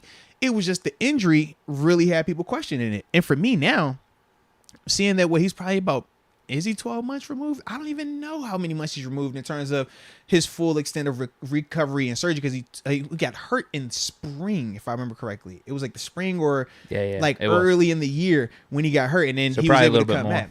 So it's like, man, he's still figuring himself out based on what we learned about Zach Banner and Devin Bush and Adrian. We get all the new ACL injury and all the new just recovering from injury. Peterson and Pickens have how it goes. The mold here. No, Peterson. No, that's not how it can't be like that. I guess everyone recovers differently. I thought it took 3 years to recover. I thought it took 3 years. That's all I'm saying. So under that 3-year mindset that we adopted here in Pittsburgh, it's like, man, George still got time. So, it's a positive. That's all. I just didn't know how we felt about it. I didn't know if it was still like that 3-year type thing. I think you got to take it on a case-by-case basis. Everyone's body's different, right? Absolutely. At the end of the day, that it's body positivity around here. Yes, a lot of body positivity around here, man. Yeah, don't be judging people's recovery time. I like it. How about this one? This one's just not a super chat. I thought this was funny, though. Vegas says Deke wants to extend Pickens' contract already. Jeez. He trying to get $100 Pirates did it with deal, Cabrian Hayes. Yeah. Get ahead of it. But at least we saw Cabrian play in a couple of seasons. That's all, Can we at least see? Can I see him? Yeah, it was. I think it was about a half a season. He got banged up a little bit. But we seen him, though. Can I at least see him? Got to get ahead of it. I just want to see him. Because what if our DBs are fools go? And then it's just like, oh, he is an elite. He was just dominating what we had. That's the other part where I'm like, I don't think it's that, but you got to think it every once in a while. So I don't think that's the case. I really don't. I do believe it. You're hedging your bet. I'm hedging it. I believe it, but at the same time, I'm like, don't give him the contract extension just yet. Just wait. Just wait. A little too early. Even Jamar Chase struggled in the preseason last year. Remember? He was dropping the ball. He was having the drops. He still dropped in regular season. I stood by him. I just want to throw it out there. You did not. You drafted him in your fantasy team. I did. Yeah. I took a lot of criticism for it too, man. It was a lot of memes sent my way when he kept dropping. But at the end of the year, it felt good. Okay. So I just want to say, man, we're gonna wait. Did you win your league? No, bro. I lost in the championship. Did you go to the ship? Yeah, I lost in the championship, bro. Damn. Yeah. That's what happens in fantasy. Mm-hmm. And I lost on this stupidest fluky. This was I forgot who was my guy that got hurt. I had a dude get hurt literally going into the championship game. And I'm just like, yo, this is like it's fantasy. Yeah, I hate that part. I think that's another reason why I hate that part, bro. Like the COVID stuff, missing dudes because of COVID, hated that. And I was like, yo, this makes me like pissed off because I want it to be, everybody should be healthy. I pick my team. They're perfect. They're good. But it reminds me that's kind of like life, unfortunately. Yeah. So, yeah. I'll read a couple of these comments real quick before we get to the next topic. Fish Momentum says, y'all want more stories? Hashtag my Steelers stories. Friday, man. Phone lines are open, man. We want to hear from you guys on Friday, right on the day before, the penultimate show before the actual game, man. So, we'll have the phone lines open. We'll hear them stories then, man, and we'll hear from anyone else as well, man. Absolutely, man. Absolutely. Drexler says, Muth. I did it wrong. Yeah, I did it wrong. What'd he say? What'd he say? Muth. Bro, why you say it so quietly, man? He can't hear that. Nah, that's good.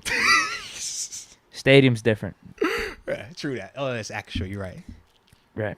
Fish Momentum, who are the winners for week 1? NFL predictions. Well, we'll make our picks when we get to that point. Absolutely. Actually, you know what? You might still owe me from last year. I probably do. The jersey, right? Yeah, no, I got you the Vic. No. That was something else. You sure? All right, we'll pull up the tape, man. Yeah, we got to check the tapes. Yeah. I promise that was something because I think I had the Vic jersey before. Either way, have I ever? I'm not you. I pay my bets. You know how you do. You'll be over here. All right, I stole you. You randomly in California. Hey, bro, you remember that money I owed you? Hey, just put it on my tab right here. That's what you be on. So don't confuse the two of us, okay? I pay my debts. Well, yes. I was gonna say I'll take it easy on you. Maybe I think all I want's like maybe just like an old school like Rod Woodson block jersey or something like that. Or one of them things, huh? Yeah, it'd be sick. One of them things. Okay, Am I wrong? okay. That'd be sick. Okay.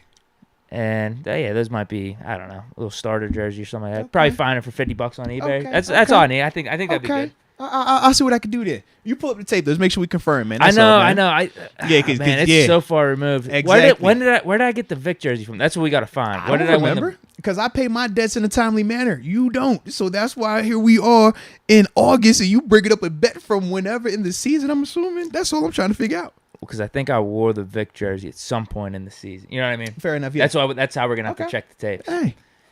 But it came down to the wire. It came down to the Super Bowl. Yeah, I gave you like the last ditch effort for the Super Bowl. Like it would have counted as like 2 or 3 games or something. What did we put on it though? I don't even remember what we were betting then though. What do you mean? No, like in terms of like what we were wagering. Like I don't remember. I think it was just pick 'em. Like we were we were doing the full records against each other. What we were gonna like win at the end. That's the I think part it was I the jersey. It was the jersey. It was a jersey. Yeah, for sure. All good then, man. Yeah, it came down to the wire. Like I said, man, I ain't never tripping on that, baby. I like it though. It's fun that way. You might. Like I said, you might. I vaguely remember. Vaguely. Hey man, you remember enough? You brought it up. You could check the tape though. I'm not looking for it. You check it. Okay. Yeah, as long as you check it, it's confirmed. I'm down for it. Yeah, but I'm not looking for it. I'm just throwing that out there, man. All righty. But with that being said, take me a sip. Then we're gonna pay a bill real quick. Because we gotta pay bills now. Season's here, baby. Gotta pay the bills. I'll read these comments real quick. AJ Martinez says, my first jersey will be 14 for Rookie of the Year. Ooh. I thought Kenny wore 8. Well, I got my bets hedged all over the place right now. I got Mitch for MVP, Pickett for Rookie of the Year, and last night I just put in for Pickens Rookie of the Year. All right. $18. That's the one like 400 something. Yeah. I got Steelers winning division. Okay. I got Najee over his rush yard total. That might be actually a little bit tough. I just got amped up when he made those visor comments. So I was like, I got to put something on this. Well, AP called him thick, or AD called him thick, whichever one y'all want to call him. Yeah. I definitely have, the over on the Steelers win season total. 7.5. That's money. You got to take the over. Yeah, you got to be kidding me. Yeah. So I got a few, and then a couple of those Pitt ones, like Slovis for Heisman and Pitt winning the national championship. I mean, those ones I'm banking in for sure. Fair enough. That would be like almost $10,000 if those two. Like it. That would be nice. It needs to happen, and that's all I'm saying, baby. A lot of Pittsburgh-related bets happening. I like it. All right, so let's. Oh, hold on. Make sure I don't lose it. All right, I'm back now. All right, so we're gonna pay this bill real quick, man, because today's show is brought to you by Manscaped, the leaders in below the waistline grooming. And Deke, as I told you, man, we know games are about to happen. Ball security is at a premium. And the best way to secure your balls and your balls is with the Lawnmower 4.0, which is the best when it comes to trimming, man. Not only is it waterproof, it has this beautiful little light that you can turn on and off depending on where you want to use it at. So you can see Some people like to shave in the nighttime. Turns using their trimmer. Some people like to do it with the lights on. I'm a lights on dude, Deke. I like to see what's happening. But every once in a while, I turn it off. Club mode. Bing, bing, bing, bing, bing. Have a little fun with the little light. You know what I mean? Every once in a while, you got to do that, okay? But more importantly, when we are talking about Manscaped, we like to talk about them because we have a promo code, which is Moats. You use that, you'll get 20% off of your purchase along with free shipping worldwide. So don't waste any time. Don't leave your dangly twins out there feeling too, furry this time of year with the heat and stuff like that. All right. So make sure you cop that. Use the promo code and your dangly twins will definitely thank you. Shout out to the homies over there, Manscaped, baby. Yeah. Thank you for the sponsorship. Absolutely. I got Official Momentum saying Moats. I need a custom black Moats jersey. Ooh, okay. All right. You could probably just order that on NFL.com, right? Probably. One of them things. You know how it is. Then something they'll have to send something over to you for approval. Yeah, they're going to hit me up. Hey, Arthur, do you know, is this okay? And be like, yes, it is all right. This is my friend. This is Official Momentum. He's the homie. Click. You know what I mean? So it'll be good. Upper room member? Uh-oh. We got CDs86, and shout out to CDs86 too. He's been a part of the community. He's been rocking with us for a while as well, man. But CDs86, man, welcome to the upper room. Yes, indeed. Yes, indeed. Let's go. Jacob Alessio says, favorite episode is number 211. Deke falls out of a chair. Bro, that's top 5 show moment. Top 5 show moment in history, bro. I would never forget that. Oh, my gosh. That was a good one. That was hilarious, bro. Oh, my God. Yo, that was epic. Good Slow memory. motion. The reactions. Yeah. Bro, I had a headache laughing at you that day. That joint hurt. I was in tears to hear, bro. Glad I could entertain. Tears that day, bro. Yeah, that was a pretty good day. How about this one? Caleb Cole says, over 500 in the chat, but only 20-something likes. Oh, man. Y'all got to step the like game up. We're at 137, actually. Can we get it to 200? Caleb Cole said it ain't enough likes in here, we need man. to get it to 200. At least 200. 200 makes sense. We're in the season mode. Now, have you seen the uptick in regular viewers? The season is here. Your eyes are on the show. Y'all know what y'all want to see. Y'all got not taco meat today, but y'all know who Deke is. Come on, man. And, I'm just over here just chilling, man, just trying to be an all right guy. But either way, man, y'all hit that like button for the culture. Appreciate you, Caleb Cole, for reminding everyone.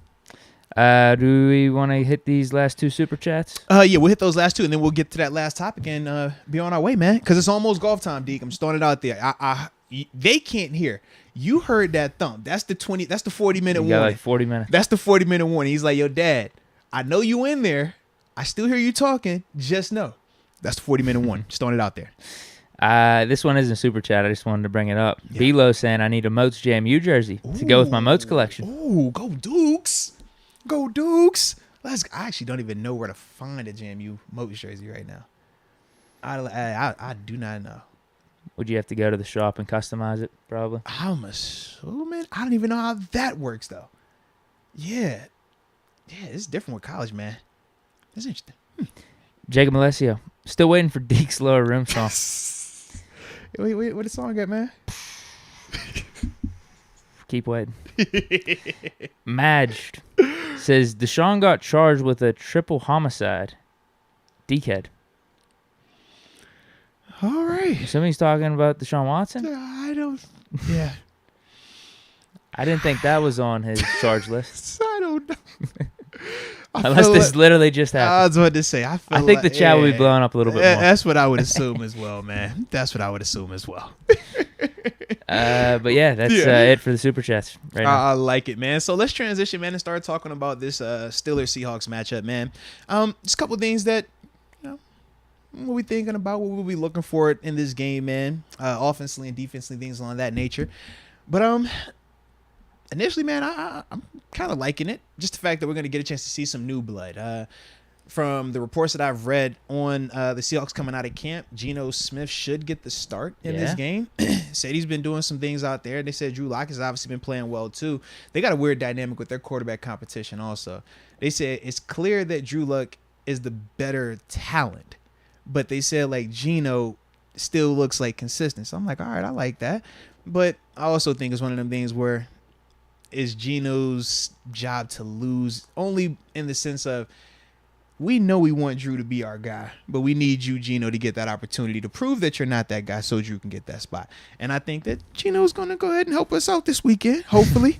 He'll help us out and help Drew Lock out. Usually he does. Usually helps out the opposite team. Yeah, usually that's the case. So that's how I think this is going to be. I think it's one of those scenarios. But either way, I do like the fact that we will be at least seeing two versions of what a team is going to look or a team is going to think can be a QB1 out there, which to me I like for our defense, not just for our starters, but for the second unit. And potentially some of those third guys that are going to be subbing in while Drew Lock is potentially out there. I do like that they'll be able to see that, caliber of play. Probably isn't going to be too far off what they're seeing in practice now, but it's still good to keep it there or go better, not there and worse, because then we'll get that false sense of security at times. Well, not only that, the running backs, I would assume, are going to be playing, and they have two pretty good running backs. Rashard Penny, he's a first-round pick in his own right. He was struggling a little bit early on in his NFL career. He really didn't get the opportunities, but last year came on strong at the end, and you almost thought, hey, they're just going to roll with him heading into this season. But no, then they draft Kenneth Walker out of Michigan State. So you got to assume each of them are going to be getting a fair amount of snaps. So whenever they do a quarterback change, it's not just going to be, hey, everyone else is dropping off. It's just going to be the quarterback staying in that starting caliber. You know what I mean? Where the Seahawks are looking at, hey, Drew Lock, even though he's the second guy, we're still considering him for the start. This is all to your point. Hey, they're going to have like another running back in there too. And we're talking about just our linebacker depth. Spillane, whoever it is, Mark Robinson, Buddy Johnson. They're going to get a little good matchup there too. And I also want to remind you too, they got an O-line battle going on with their tackles, left tackle and right tackle.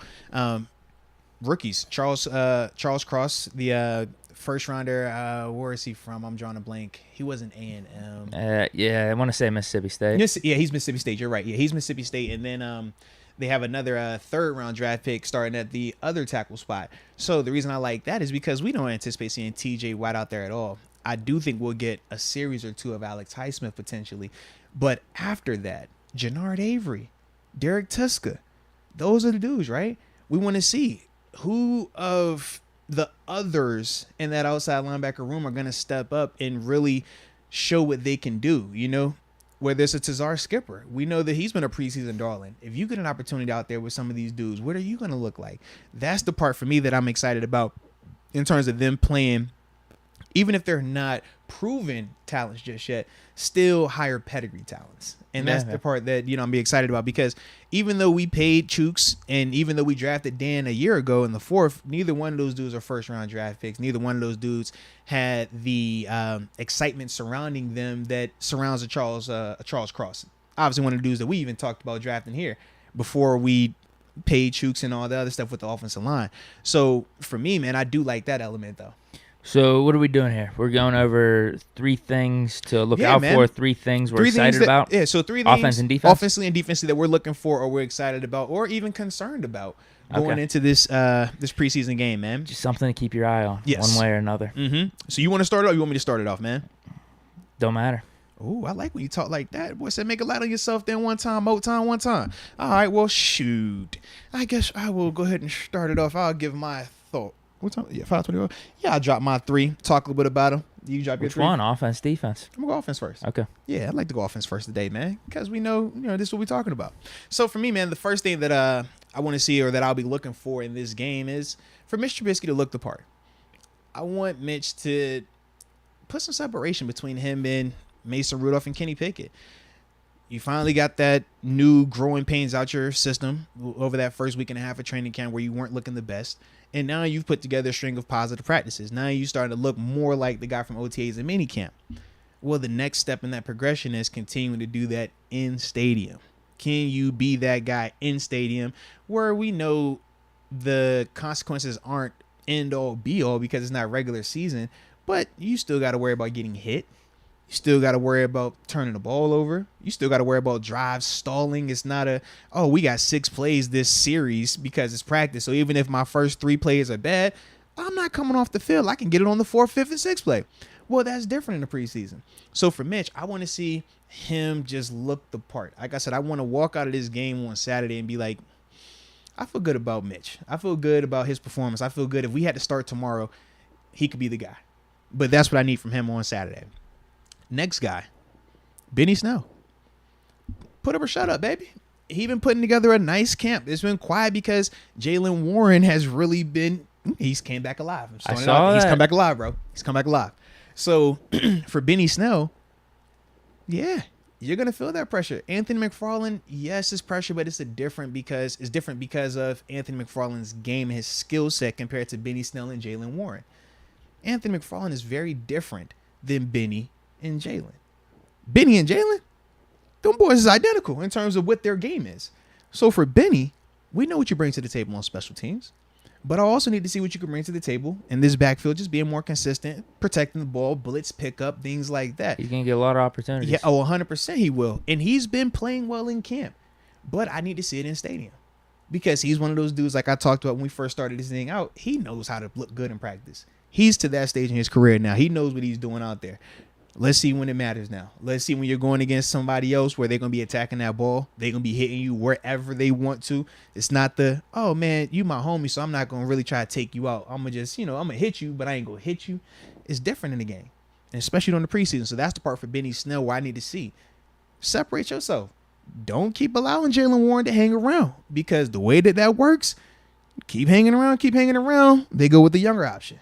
That's just the reality of it. But Jaylen has still a lot of room or a lot of ground to cover, not in the backfield per se, but the special teams element. That's the biggest thing that Benny Snell has going for him. And he's not going to play any special teams because of who he is and how Danny Smith views him as a key member on this unit. So that's where Jaylen Warren is going to get even more opportunities. Absolutely. So Jaylen really has to step up in that avenue. But for me, Benny Snell, just keep looking like how you've been looking thus far. But make sure it's consistent. Can't have nothing on the ground. You can't have no bad assignments, But as long as he does that, I think that'll be good for him. And then the last person or the last thing that I'm looking forward to seeing on offense is Kendrick Green. You got the new position. You've, worked out with Pouncey this offseason and things like that. We got a new you. You're reinvented and all this other stuff. You're not going to have a Kevin Dotson out there potentially because we know what he's been dealing with in terms of the injury. It's like they're saying ankle, foot, but because it's this time of year, they don't have to give us like legit information on it. So we just know it's something lower body. But with Kendrick Green, you're going to get more opportunities. You've been getting more opportunities. The past couple practices, he's been with the ones now consistently because there hasn't been a Dotson and he's not having to take ones and twos rep. He's just working ones only. And they've been having LeGlue as that third guy, right? And backing up Kendrick Green. So for me, I want to see Kendrick Green just look like you can belong. Don't look little. I don't care if you miss an assignment. Just don't look small. Because at times as a center, he just looks small. He looked like he was just too little to be out there.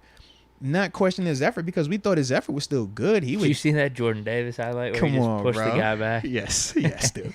And that's what I think of at times when I think of young KG, bro. It's like, I just don't want that. I don't want to see that. All right. So just don't look little. That's what I'm looking for from him though. Because we know the effort that he plays with. We know fundamentals in terms of hand placement, stuff like that. He's good. But this is a new adjustment. He was spinning all last year as a center. That's a different set of mechanics. It's a different set of eyes. It's a different set of technique in terms of how you operate out of the snap. Whereas when you talk about him as a guard, that's going to be something totally different. But he's also going to face different body types. It's not always big body noses or you're uncovered. Shoot, 1 week it might be a Vita Vea type where he's a hefty dude sitting on the inside. Next week it might be a Stephon Tuitt in a wide 3. Yeah. That's what you're going to have to deal with as a guard, those different types of body types. So we'll see, in terms of him as a whole, what that looks like as he goes forward. But he's one of those dudes that I really want to see in this first game. Just look like he's not small. Look like he's not undersized because on paper, he technically still is very undersized. Yeah. I'm with you. Kendrick Green's one of mine as well. Dotson's out. Let's see what you got. You're back in your natural position. We're all saying that center wasn't it for you. Mm-hmm. Now you're going to be with the ones, and you're seeing some of these reports saying him and Dan Moore on that left side are actually like kind of clicking a little bit. Yeah. I don't know, man. I would have liked to seen Dotson with these ones, but your best ability is your availability. I almost washed up the saying a little bit. It'd be like that sometimes. But yeah, Kendrick Green I think is a pretty obvious one. Well, I would add the whole offensive line though too. because I'd like to see Dan Moore, some of these improvements people are talking about in camp. And then you have Mason Cole, new guy. James Daniel, another new guy. Yeah. And Chooks, we already know what he is. But you got 4 dudes that have a little bit of interesting storylines with them. Kendrick Green, Dan Moore, and then the 2 new guys that we signed. I'd like to see the whole thing as a unit. Yep. Can we see some improvements from last year? Because we did put some money into it. Maybe we could have put a little more money into it because we're still not one of the higher paid offensive lines. Now, I do think we only pay, realistically. Some of that might be due to rookie contracts, though, too. But the Dotson big and money Dan for Moore us, being on rookie the deals. big money for us went to Chooks and James Daniels. Mason Cole, he got paid, but it wasn't anything where it's going to be like groundbreaking like that.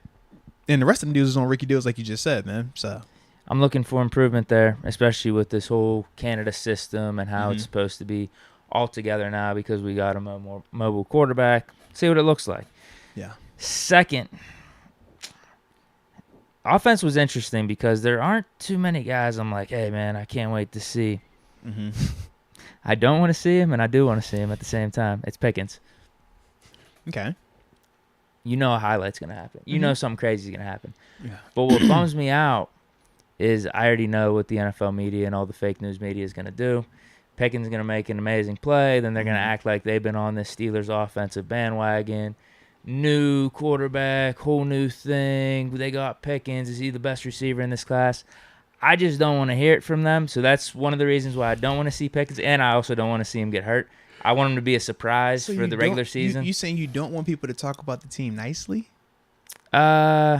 Only the people that have been and know what we've had from the start here, not the people that are going to flip up on us all of a sudden because they see a preseason game. I didn't know I was sitting next to the gatekeeper of fandom. My apologies. I had no clue. I didn't know that it was like a cutoff, like, hey, if you don't sign on when Deke says it, then it doesn't count. I didn't know that. All right, fair enough. It is. But no, I'm excited to see Pickens because we know something special is going to happen. Yeah. And we want to see everything that we've heard in training camp in the stadium. That's all. I don't need to see it because I already feel like I know what it is. I'd rather just see it week 1. But you know what? It's not going to hurt to have a little highlight up there. So question. If you had to sit one, George Pickens or James Daniels, who you said? What's the relation between the two? Well, they're both going to be very impactful on our offense, right? We both need both of them. One just signed a mega deal. He's our highest paid or second highest paid offensive lineman. On paper, he should be our best lineman, right? I'm just thinking because like how you're like, yo, I would play all the old line, James Daniels, but George, I don't want to play George. I want to sit him. I'm just like, well, I told you part of the reason is I don't want to hear the media hype and all that type of stuff. I want to be flying under the radar. But you don't think we're gonna have some hype if our offensive line with James Daniels moving people and it looks good? Not the mainstream media. Okay. No, they're not going to care about that. Okay. There's no way because Najee's probably not playing. He's definitely not playing, right? Right. Frymuth, He's still been not playing. Deontay probably not playing. He got banged up randomly. Claypool probably not playing. It wasn't banged up. For Deontay, he's going through the acclimation period. It's a soft tissue thing. When you first come out there, you remember everybody else been practicing for 2 weeks, not just doing individual and no team. Everybody's been doing everything in practice for 2 weeks. So it's a certain level of intensity. So Deontay, he came out there and he was fine, but that soft tissue stuff is real because it's a difference between you running on the sideline or you warming up and doing indie and sitting out a team. And then when you have to actually go out there and do team, it's a difference to that thing. And that's where, just going through that period, I think Pat had a similar situation early on in camp. All the dudes that have been out, the majority of them have had like soft tissue stuff. It hasn't been anything crazy. And that's why when you hear when Coach Thomas speaks on them, it's always more of the, could they play if we needed them? Sure. But you want to be a little bit more cautious with them because some of this soft tissue stuff could linger on into the season. That's what you really don't want to have happen. Yeah. So Pickens is probably going to be our wide receiver 1 in this preseason game. Yeah. I guess you could lump in the other rookie receiver, Calvin Austin. He's been having some good reports coming out of camp, too. Let's see the electricity. Last one. You said Mitch. I'm just going to say all the quarterbacks. Yeah, fair. Absolutely. I think it's pretty obvious. Mitch... Right. Is this whole reemergence true about you going up to Buffalo, finding something? You obviously had the talent. Did the Bears really screw you up? Now this is your chance. You want to talk about chances to reclaim a starting position in this league? This is teed up for you because he could have went to a bunch of other teams, probably a handful, probably between like 3 and 4 teams. we got it made for a quarterback right now. Yeah. The quarterback just has to step up. So let's see what Mitch looks like. And especially against a different defense, because we talked about how he's been going up against Steelers number ones, hasn't had the full gamut, that type of stuff. But now, Seahawks, you look at their depth chart, I don't know if they're going to be the best team this year. I would agree. Especially on defense. Now, offense, they still got weapons. Yeah. They're in a similar situation to us. I think we're in a better situation than theirs, but they're still wondering who their quarterback is. Yep. So, yeah, Mitch, obvious, Mason. Let's see if some of these. This is a team that we went into overtime with last year, if you think about it, bro. Yeah. If I remember correctly, the Geno Smith game, That was bad defense, though. Deontay dropped a touchdown that would have closed it out in the second half. I remember that. Dude, that was bad defense. I mean, we let up like 100 yards on the ground in the second half. It was terrible. It's terrible. How much did we score that game? I don't remember. Okay. We had a solid 4. We were up 14 points. I remember that. All right, fair enough. Am I wrong? Deontay dropped the touchdown. I remember that. The second half. It was a dot, too. Oh, man. I'm sure it was. It was a dot. Mason Rudolph. I just think all the quarterbacks. Let's see what Mason Rudolph can do. You're fighting for your NFL career, for your life here as a Steeler. Yeah. Let's see if the training camp reports are true that you turned over a new leaf. Where's that mental toughness at? Kenny Pickett. He was the first-round pick. Pitt product. Let's see the Pittsburgh story. No, without a doubt, man. This is going to be the first game. No, without a doubt, man. No more Heinz Field either. Acrisure Stadium. Ooh, turn it up then. What's up? Upgrade? Give me one.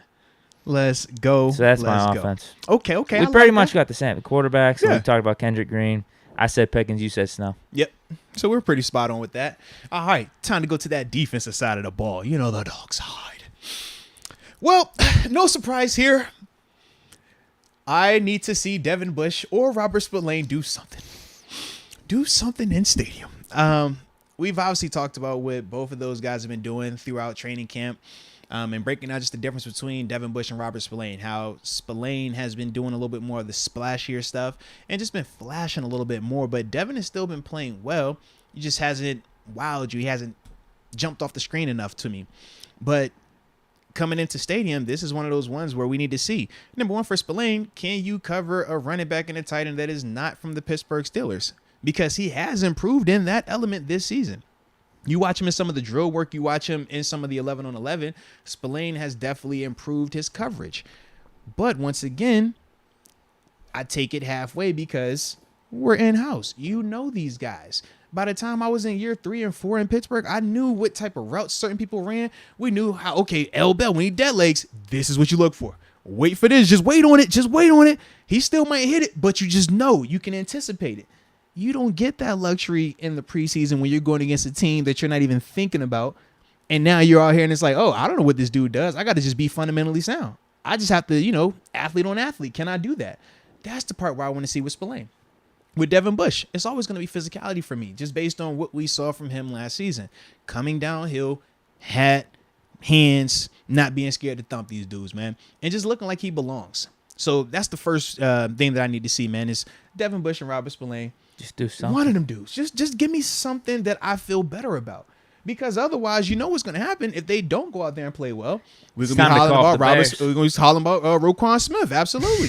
So we can either go that route, or we can keep talking about that, or y'all can put that to rest. Kind of like what we talk about in the backfield, right? Y'all don't want us to keep bringing up these different running backs. Y'all don't want the Steelers to keep working on these different running backs. Well, one of y'all need to show that y'all can be RB too. That's just where it is right now, man. So Bush and Spillane, that's the first thing for me. The second thing I need to see, my trio of corners, Akello, Levi, and Cam. I don't know if Deke is going to be out there. Probably not. That was my biggest thing too. Yeah. But if he is, I need one of y'all to look like y'all belong. Because I know what it looks like when you go against George Pickens. I need to know. I'm trying to see it versus something that's supposed to be elite. Now, if we get that opportunity, great. But if not, if he's not out there, it needs to look like he's not out there. And that's when I'm talking about our DBs, not the backups. I'm talking specifically Cam Sutton, Akello, and Levi. It needs to look like they them guys, because that's what we're anticipating. If it's a DK problem, if it's a George Pickens problem, if it's a Jamar Chase problem, okay, you can live with that. But it can't be a whatever receiver is out there, they just running wild on us. That's what it can't be. So for me, man, I want to see what those guys look like now that they're going to get a chance to do it in stadium as well. And then the final person that I'm looking forward to, or not necessarily I need to see it, I just want to see it personally. My man Edmonds. And it's nothing that he's done that's, been wrong. He's having a fine camp.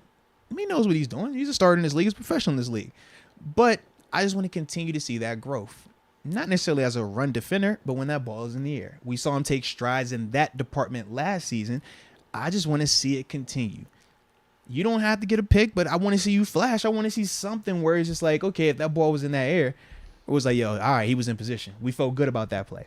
That's what I want to see from Edmonds, man. So he's the third dude for me, man. Okay. I got 2 of the 3. Same as you. Shoot, 2 of the 3. Let's go. Steelers linebackers on Seahawks running backs. And then I also have Noah Fant versus Miles Jack. Do you think that's going to be how it's going to play out? Like Devin Bush and Spillane are going to be on the running backs, and then Miles Jack will be on Fant? Let's go. If Fant is out there, that should definitely be the case. And I hope he is. Unless it's Devin Bush on Fant. Either and we way, saw how that went whenever we played the Broncos a couple years ago. So that would be a good challenge. It'd be a rematch. Either way, though, I'm down with it. Either way, they can go at it, man. Like, I would love to see. I don't necessarily need to see Spillane against Noah because I already know that dynamic. But if it's Bush or Miles, I think that would still be good to see. Absolutely. Bro, you got me excited. I didn't even think about that. That'd be dope. Oh, and I already talked about the 2 running backs, Rashad Penny and Kenneth Walker. Now, neither of them are really pass catchers like that. But still, you could see Spillane run through a hole to get to him. Devin Bush, same type of thing. Are you going to stuff him like you should? Absolutely. Get through these lanes and whatnot? Absolutely. And Noah Fant, obviously we know the talent's there, and we know he can cook some people. So Miles Jack has reportedly been really good in coverage in training camp, so let's see if he could do it against a tight end like Fant. Now, Freiermuth, it would have been interesting if he would have went up against Freiermuth for most of this camp. Freiermuth's been hurt, though. Yeah. And then Freiermuth popped up with the random knee brace on the other day. I'm like, bro, whoa. Y'all told me with Hammy, that's a brace. What you doing here? He still was moving without it. But is he doing the Tyson overworking or something? I just don't know. And they're not giving us that information because they don't have to right now. So we're all just kind of like looking and we're like, I don't know why he got that on. What's that about? Is he still? Oh, he's still moving without it. Okay. Oh, he's straight. All right, we good. So I don't know all the way, but that is something that I'm monitoring closely because y'all know how I feel about Pat. Love that dude. That's my tight end right there now. That my dude. All right, second one. I have it written down exactly like this. Would say corners versus receivers, but don't think Deke and Lockett will play. Yeah. But as I thought about it a little bit more, you need with Seattle's being in this quarterback competition, why wouldn't they play? That's what I'm saying. I could understand DK because you just gave him the new money. But at some point in time, you need to see what he looks like with Geno and with Drew. Yeah. In stadium. Yeah, exactly. Yeah. I mean, it could look pretty ugly if you got Geno with Dwayne Eskridge, and I think there's some other young guys that they have that are like no names as they're starting like 2 or 3 receivers. Yeah. Could look ugly. I would agree. But if DK and Lockett do play, that's a little popcorn matchup here for the first couple series. Because our corners versus the receivers. Right, because part of me says, all right, you don't play DK and Tyler because you've already seen them with Geno. But if this is legit the competition that they've, or at least the reports that we've been reading from Seattle, then Drew, you're going to want to see him maybe in some capacity with him, whether you're splitting that first quarter, however you want to do it. But you're going to want to see him out there with that dude. So, yeah, it could happen. We just don't know how they're going to handle it because Lockett obviously is a proven receiver. DK is proven. Lockett, he doesn't have the crazy injury history, but you don't want to potentially jeopardize or compromise his health going into a season. And with DK, you just paid him all that money, so that's typically why you don't play those type of dudes. But, yeah, I could definitely make a case for them being out there. Yeah, that's a big matchup if it does happen. And then last one, I'm kind of like you with how you said Edmonds. Mm-hmm. Marvin Leal. I mean, we should be sitting most of our defensive line, I think. Cam Hayward, Ogunjobi, Tyson Alualu. I guess that's just going to depend on health with them because you made a point last podcast that we could see Alualu, Ogunjobi just because this is Ogunjobi's first time with the Steelers. Mm-hmm. Just get him out there, see how he feels, kind of like how we're doing with Miles Jack. I'm assuming Miles Jack's playing. Mm-hmm. But then with Alualu, he hasn't played in a while, so you just want to get his feet under him a little bit. But I'm assuming they're not going to play much, no matter what. Like, Hayward's definitely not playing. And if those two Leal's going to play a lot. Exactly. Leal's going to be out there a lot, bruh. We're hearing good stuff out of camp, and we knew his draft pedigree going into this college football season. He was supposed to be like a top 15 pick. Yep.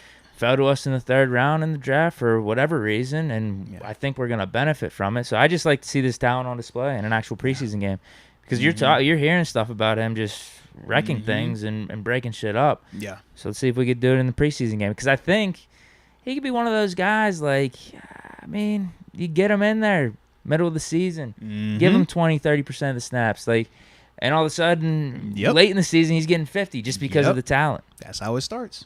That's exactly how it starts, man. But no, I'm excited about DeMarvin. I'm excited for Kenny. I just feel for Kenny because they're going to put him out there with that group. And that's the Dobbs group the way you refer to it. I'm just like, I hate whoever has to go out there and be quarterback with the Dobbs group. You're just like, you know, it'd be amazing if one of these sports books could do like obscure odds and obscure lines. Oh, okay. Like this Pickett. Ooh, what would be the good one for Pickett? Does Pickett play before the 4th quarter? I think he gets in the second half. I think I just don't know. Middle of the 3rd, maybe? This is my thing. I don't know if they start him in the second half, like start the 3rd quarter, or if there's a little bit of overlap between Mitch, Mason, one of those guys coming out of the locker room that first series, and then it's Kenny. But I think Kenny gets in that 3rd quarter. 3rd quarter? Yeah. Does Oladokin get a snap? No, I don't think he gets one. No, not this week. That'd be a good little prop. I would love to have that prop. Yeah, I think Oladukin gonna get the second half of that 3rd preseason game. I think that'd be it for him, though.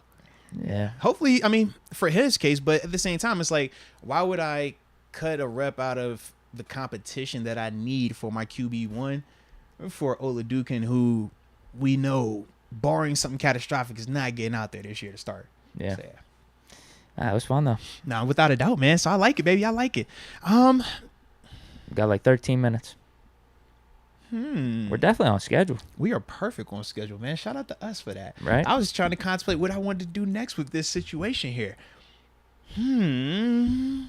Let's go Supers. Yeah, we'll go Supers. Okay. We got time. We'll go Why, Supers. you got something else in mind? Well, I was going to ask myself, do we want to go ahead and give our score predictions for this preseason game? Oh. Or do we just go to these Supers? And I was like, usually we do predictions, but bruh, it's the preseason. Like, are we doing We did them last year. We definitely did. Okay. Can I go first? Yeah. 17-15 Steelers. Slugfest. I always go weird scores too. Oh, you know the line. The line is, I think, 3. I think we're favored by 3. 3? Yeah. We don't cover. All right, 17-15 Steelers.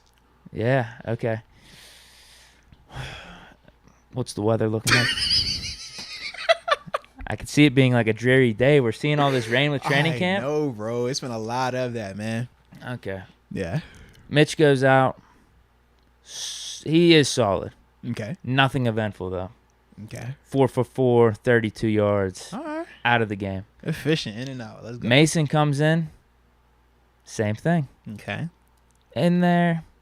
He gets some more reps than Trubisky. Right. He goes more 2nd quarter, like you said, going into the 3rd quarter a little bit.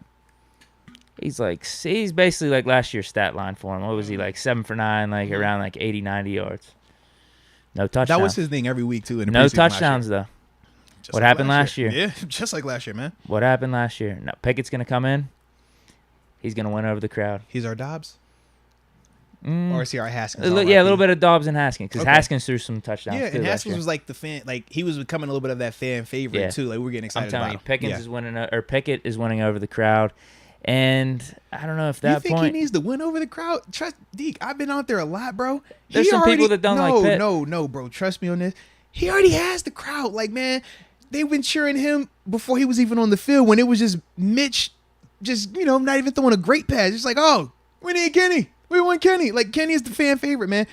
They want Kenny to be out there more than anybody in the world right now. All right, throwing it out there. They love your guy, Kenny, man. Okay. They love him. So, yeah, they're going to be calling for Mitch's job then. Once Pickett's going to have 2 touchdowns. One of them's one of these deep passes we keep seeing about in training camp. Throw a touchdown. Let Kenny throw one of these 40 or 50-yard bombs that we've been seeing at times in practice, and they'll be over here losing. That'll be the headline on Sunday morning's paper, bro. One of them's going to be a bomb. One of them's going to be a deep pass, like 40, 50 yards, like you said. It's going to be on the money. I don't know who it's going to be to. Is it Tyler Vaughns? Is it Steven Sims? Is it Sternberger, maybe? It's going to be one of these random names, dude. Hayward, maybe? You're talking about Hayward catching some of these deep balls. But then the other one's going to be improvisation. We're within the 20. We're within the red zone. He's just making things happen. Someone's just sitting wide open in the back of the end zone, and he makes the pass. Perfect. On target. Yeah. Eventful, but not eventful at the same time because this is just strictly business. Kenny Pickett goes into now Acrisure Stadium, but the place that where he closed it out last year with an ACC championship for Pitt and just steps up where he left off. Yeah, so we're going to win. I think, running back's going to get a touchdown in there somewhere. Okay. No, actually, no, we're going to get does Pickett get the only touchdowns? Connor Hayward? We're gonna be in range. He'll drop one to Connor, though. He'll hit him a little in the flat and then let him finish. We're going to be in the 20s. We got 24. They got... let's throw a weird score in there. I like what you did there with 17-15. It's always a weird score. Let's say 24-12. Yeah. Yeah, with Geno Smith, Drew Lock. We don't know if Deke or Lockett's playing. I could see the offense having a tough time. You said Artie Burns is coming back to town too, though, right? Yeah. Yeah, so... I just checked the injury reports. Questionable. All right. I'm trying to think. We don't have any other blood out there, do we? No. I don't think we have any other former Steeler blood.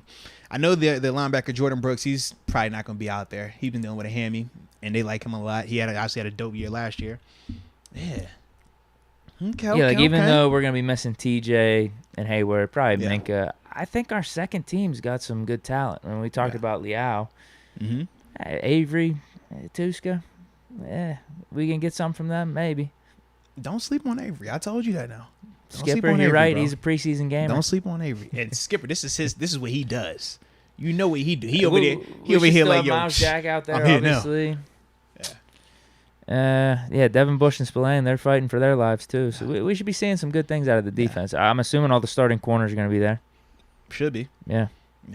24-12. That's my 24-12. That's my take. All right. I like it then, man. So it'll be a good day, man. I'm excited though, bro. All right. Then we got a couple supers we'll run through real quick, and then after that, right on time. Yeah, man. Because I don't know if you heard like 10 minutes ago the second warning. You did hear that? And then I looked at my phone. I had this text up here from Skype. Because that's how me and the middle and baby boy communicate with them all iPads. They hit me up on Skype. Baby girl sending me her tooth. Dad, my tooth about to come out. I'm like, babe, I'm working right now. And then G over here, you almost ready? Yes, dude. I got you. You got things to do. You know, I got you. Let's close this out. Fish Momentum says, got to be a special guest sometime on set. Ooh, okay. Jay Blanche, Roquan Smith to the Steelers for, Claypool and Bush and a pick. Also, let's get these likes up. Just got approved for a new apartment today, too. Blast off. Turn up. You. Let's go. Definitely got to blast off 100% on that. That wouldn't be the worst deal. Salute I don't you. want to give up wait Claypool. A minute. We're working on it. We ain't got to that part just yet. We get to the good part. The blast off, we love that. And he just got approved for the new apartment today. Salute you for that, man. If you are a apple ciders and Welch grape juice type of guy like a Fish Momentum, we'll turn up with that. If you want something different, we'll turn up with that too. But either way, you got to celebrate that, man. And then, with the deal, probably could be a fair deal. I just would love to see what these three receivers look like. I would agree with probably if you're including Claypool, it's not a first rounder. Yeah, maybe a fourth. You throw a 4 in there with that? Yeah, I mean, the Claypool part is different for me, bro. Yeah, I'd like to see what Claypool can do with Pickens and Deontay. Yeah, I don't want to move on from Claypool just yet. Nah. I wouldn't mind Bush in the pick if I had to, but we know you still got to sign this dude. That's the other part. I don't want when you start talking player and pick, and you still got to give the dude a contract. I don't want to do that with every player, man. And as much as I like Roquan, I don't know if I want to do. That's a lot to commit, man. Come on, yeah. Where do y'all feel like we're deeper, offense or defense? I would say defense. We don't have all of the elite tier talent when we talk about our depth, but we do have a lot of bodies when you're talking about that interior D-line, inside linebacker, corners, and definitely at safety. Like, we have a ton of names on paper where they've either been high pedigree or they've had success other places. Where on offense, when we start talking about our two offensive line, we don't feel the same about them as we probably feel about our second unit on that D-line. When we talk about Pat Freiermuth, when we start going down that list from behind him, I don't know how I feel about that group compared to when I look after TJ Watt. And I'm saying, we still got Alex Highsmith right here. Still got a Jannard Avery who's been in this league, who's made plays in this league. Like, I think of that type of stuff. So that's why I would say defense right now. Fish Momentum says Steelers take the win by 3. Fair enough. Okay. I like it. Covering. Let's go, UW. The Mason Rudolph campaign begins this weekend. We're going to find out, man. Like I said, man, Mason, you got to do something, baby. Do something. Fish Momentum says, my twin brother coaches for Geneva College football. Hey, yo. Shout out to Geneva College as well, man. I wish I remember the dude's name that used to play there, but I do not. Otherwise, I would have dropped it. But no, shout out to Geneva, though, man. Fish Momentum, final one, says, actually, no, he's got 2 more. I'm sorry. Says, Def can't wait for y'all to meet Ambition on September 30th. You heard that, man? Let's go. And then he says, be ready for a huge story. Be prepared. #Friday. No gas. It need to be real, too, man. I'm about to say he said the huge story now. That takes it up. He hasn't given us the huge story before. So, better be and he has a trade request. You gotta live up to it. Trade Mason for Dobbs.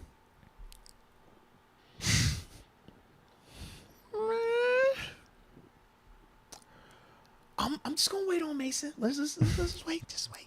Because Mason has, like I said, he looked like he's turned over a new leaf. We will see though if it continues. And I think we had missed just one. This was Michael Payer. Okay. He said Jimmy G cleared to practice. Should we trade for him, I'm assuming? No. And he says pros and cons, yes and no. No, we're good. We're past that time. Yeah, right We now, got that type of guy in Mitch. Yeah.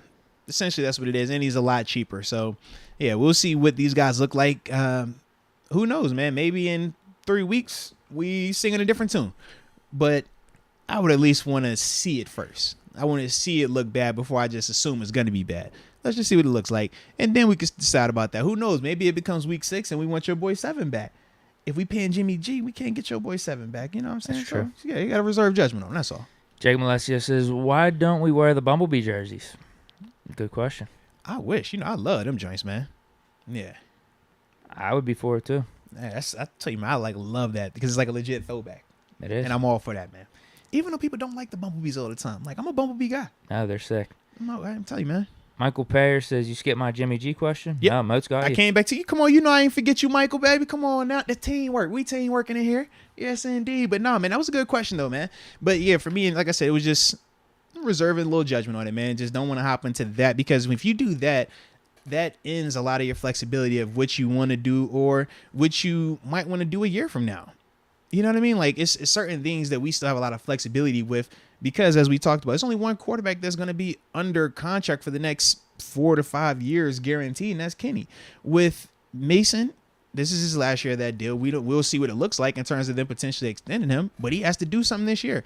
With Mitch, the way his deal is set up, it's a 1 year. So that's why for me, man, it's like we got a lot of flexibility right now. Let's not just end all that in August. Let's wait a little bit, baby. So we got time. Michael Payer just says, cool, thanks. You guys rock. Hey, nah, man, you rock. So salute you, man. We greatly appreciate you. Man, so I'm trying to think, man. I think we wrapped it all up and we walked this thing down perfectly as well. So, man, I gotta give you some of that, man. Good time. Shout out to you. This 29-year-old Deke is different, bro. I'm just throwing it out there, bro. 29-year-old you, yeah, you buttoned up, man. You detail oriented, man. You're showing up early all of a sudden. Like, I don't know what's gotten into you, man. Don't get nervous all of a sudden, man. Don't start acting weird in here, bro. Sorry. You're going to start coming in here with a suit on and be like, Deke is weird. It's weird, bro. It's weird. I only do that on, don't be weird, man. Our 300th episode or something? Yeah. Only on special occasions. We had the balloons up. Yeah. We like to dress it up a little bit in here every once in a while. I started to have the cake come up with the person pop out, but I didn't know what your situation was like. You know what I'm saying? So I ain't want to get you in trouble. Thank you. But anywho, it's time for me to go be a dad.